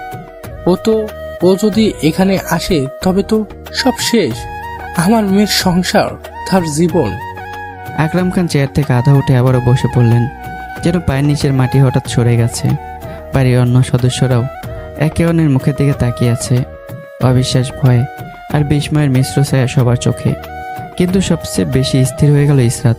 তার চোখ দুটো যেন হঠাৎ করেই বড় হয়ে উঠল, ঠোঁট শুকিয়ে এলো, মুখে কোনো শব্দ নেই, কিন্তু তার দৃষ্টিতে স্পষ্ট আতঙ্ক, যেন অতীতের কোনো দুঃস্বপ্ন হঠাৎ জীবন্ত হয়ে সামনে এসে দাঁড়িয়েছে। আমি অবাক একবার ইসরাতের দিকে, আরেকবার আবিরের দিকে তাকাচ্ছি। আমি বুঝতে পারছি এই মানুষটার আগমন সাধারণ কিছু নয়। এরপরই ঘটল আরেক দৃশ্য। আবিরের মা নিজেকে সামলাতে পারলেন না। আবির, আমাদের ছেলে। বলে ছুটে এসে তাকে জড়িয়ে ধরলেন। তার চোখ থেকে অঝরে পানি ঝরছে, হাত কাঁপছে, যেন বহুদিনের হারানো ধন ফিরে পেয়েছেন। আবিরের বাবা এগিয়ে এসে ছেলের কাঁধে হাত রাখলো। চোখ ভিজে উঠছে, কিন্তু নিজেকে শক্ত রাখার চেষ্টা করছেন। এই আবেগক্ষণ মুহূর্তেও আবির স্থির, তার ঠোঁটে হালকা এক হাসি, না পুরো নির্লিপ্ততা। সে ধীরে ধীরে মায়ের কাঁধে হাত রাখলো, কিন্তু সেই স্পর্শ ছিল না কোনো উষ্ণতা, বরং অদ্ভুত এক নিয়ন্ত্রিত শীতলতা। তার চোখ ঘুরে এলো সবার উপর দিয়ে, শেষে গিয়ে থামলো আমার উপর। একটু থেমে মাপা স্বরে বলল, ও, তুমি নিশ্চয়ই অনেক। তার কণ্ঠে কোনো রাগ নেই, কোনো প্রশ্ন নেই, বরং এমন এক স্বাভাবিকতা যা অস্বাভাবিকভাবেই ভয়ঙ্কর। ভালো হয়েছে তুমি আছো, পরিবার তো সম্পূর্ণ থাকলো। কথাগুলো সাধারণ, কিন্তু ভেতরে লুকিয়ে ছিল এমন এক ইঙ্গিত যা ঘরের বাতাসকে আরো ভারী করে তুলল। ইসরাতের বুকের ভিতর ধকপক শব্দ যেন বাইরে পর্যন্ত শোনা যাচ্ছিল। সে বুঝতে পারছে ঝড়টা এখনই শুরু হলো। আর আবির, সে যেন সেই ঝড়েরই নীরব নিয়ন্ত্রক, ঠান্ডা মাথার এক খেলোয়াড়, যে প্রতিটি চাল খুব হিসেব করে দেয়, আর যার পরবর্তী পদক্ষেপ কারো পক্ষে আন্দাজ করা সম্ভব নয়। আবির ধীরে ধীরে সামনে এগিয়ে এলো। তার মুখে একটু উত্তেজনা নেই, নেই কোনো বিস্ময়ে, বরং অস্বাভাবিক শান্ত এক অভিব্যক্তি। সে আমার সামনে দাঁড়িয়ে খুব স্বাভাবিক ভঙ্গিতে হাত বাড়িয়ে দিল। হ্যালো, আমি অনেক। আমি তোমার স্ত্রী ইশরাতের কাজিন আবির। কথাগুলো এতটাই সহজ, এতটাই স্বাভাবিক, যেন এটাই হওয়া উচিত ছিল। আমি কিছুটা দ্বিধা নিয়ে হাত বাড়িয়ে দিলাম। হায়, আমি অনেক। দুজনের হাত মেলানোটা ছিল খুবই সাধারণ একটি দৃশ্য, কিন্তু সেই সাধারণতার ভিতরে লুকিয়ে ছিল এক অদ্ভুত অস্বস্তি, এক চাপা ভয়, যা পুরো ঘরের বাতাসকে ভারী করে তুলল। কারণ আবিরের এই আচরণ স্বাভাবিক না। যে মানুষটা হঠাৎ করে এতদিন পর ফিরে এলো, যার আগমনে সবার মুখের রং বদলে গেল, সে কিভাবে এত সহজভাবে ইসরাতের স্বামীকে মেনে নিতে পারে? এই প্রশ্নটাই যেন নিঃশব্দে সবার মনে ছড়িয়ে পড়ল। ইসরাতের বুক কেঁপে উঠল। সে জানে এই মানুষটা এমন না। তার এই শান্ত মুখ, এই সহজ ভঙ্গি, সবই একটা মুখোশ। তার মনে একটাই কথা ঘুরপাক খেতে লাগলো। আবির এত সহজভাবে মেনে নিচ্ছে? না, এটা আবির হতে পারে না। ও কখনো এমন ছিল না। তাহলে ও কি কিছু পরিকল্পনা করছে? তার হাতের আঙ্গুলগুলো অজান্তে কাঁপছিল। চোখ নামিয়ে রাখলো। সে অনুভব করছিল আবিরের দৃষ্টি তার উপরে স্থির। অন্যদিকে আসলাম খানের অবস্থা আরও শোচনীয়। তার কপালে ঘাম জমছে। তিনি ভালো করেই জানেন আবির যদি চুপ থাকে সেটাই সবচেয়ে ভয়ঙ্কর। মনে মনে তিনি আতঙ্কে ভেঙে পড়ছিলেন। ও কিছু বলছে না কেন? কোনো প্রশ্ন করছে না কেন? ইশরাতের বিয়ে, তার স্বামী, সবকিছু এত সহজে মেনে নিচ্ছে? না না না, এটা ঝড়ের আগে নিস্তব্ধতা। আবির কখনো এমন না। ও চুপ মানেই ও কিছু বড় কিছু করবে। আকরাম খানও গম্ভীর হয়ে গেলেন। তিনি একবার ছেলের দিকে আর একবার আমার দিকে তাকাচ্ছেন, কিন্তু কিছুই বুঝে উঠতে পারছেন না। ঘরের অন্য সদস্যদের মধ্যেও এক অদ্ভুত অস্বস্তি ছড়িয়ে পড়েছে। কারো মুখে কথা নেই, কিন্তু সবার চোখে একই প্রশ্ন। আর আবির, সে হাত ছাড়ার পরও আমার দিকে তাকিয়ে রইল কয়েক সেকেন্ড। তার ঠোঁটের কোণে ধীরে ধীরে ফুটে উঠল এক মৃদু হাসি, না খুব বড় না খুব ছোট, কিন্তু অস্বাভাবিকভাবে স্থির। তার চোখে ছিল না কোনো আবেগ, ছিল শুধু হিসেব, পরিমিত ঠান্ডা হিসেব। সে ধীরে ধীরে বলল, তোমাদের দেখে ভালো লাগছে সত্যি। কথাটা শুনতে যতটা সহজ, তার ভেতরে শীতলতা ততটাই গভীর। এই একটি বাক্যেই যেন সবার মেরুদণ্ড বেয়ে ঠান্ডা একটা স্রোত নেমে গেল। কারণ কেউ বিশ্বাসই করতে পারছে না, আর কেউ বিশ্বাস করতে চাইছেও না। আবির এত সহজ হতে পারে না। সে যদি শান্ত থাকে তাহলে তার মানে খেলা শুরু হয়ে গেছে। আর সেই খেলায় কে হারবে কে জিতবে তা এখনও কেউ জানে না। তো বন্ধুরা, বলেন তো কি খেলা হতে চলেছে আর কে জিতবে? আপনাদের গল্পের নায়ক, নায়িকা নাকি ভিলেন? অবশ্যই কমেন্ট করে জানাবেন। আর আগামীকালকে ইনশাল্লাহ এই গল্পের দ্বিতীয় পর্ব সহ পুরো পর্ব একসাথে করে দেওয়া হবে, সেখানেই সব জানতে পারবেন। আজ এ পর্যন্তই। কেমন হয়েছে গল্পটা কমেন্ট করবেন। দেখা হচ্ছে আবারও। ভালো থাকবে, সুস্থ থাকবে। আল্লাহ হাফিজ।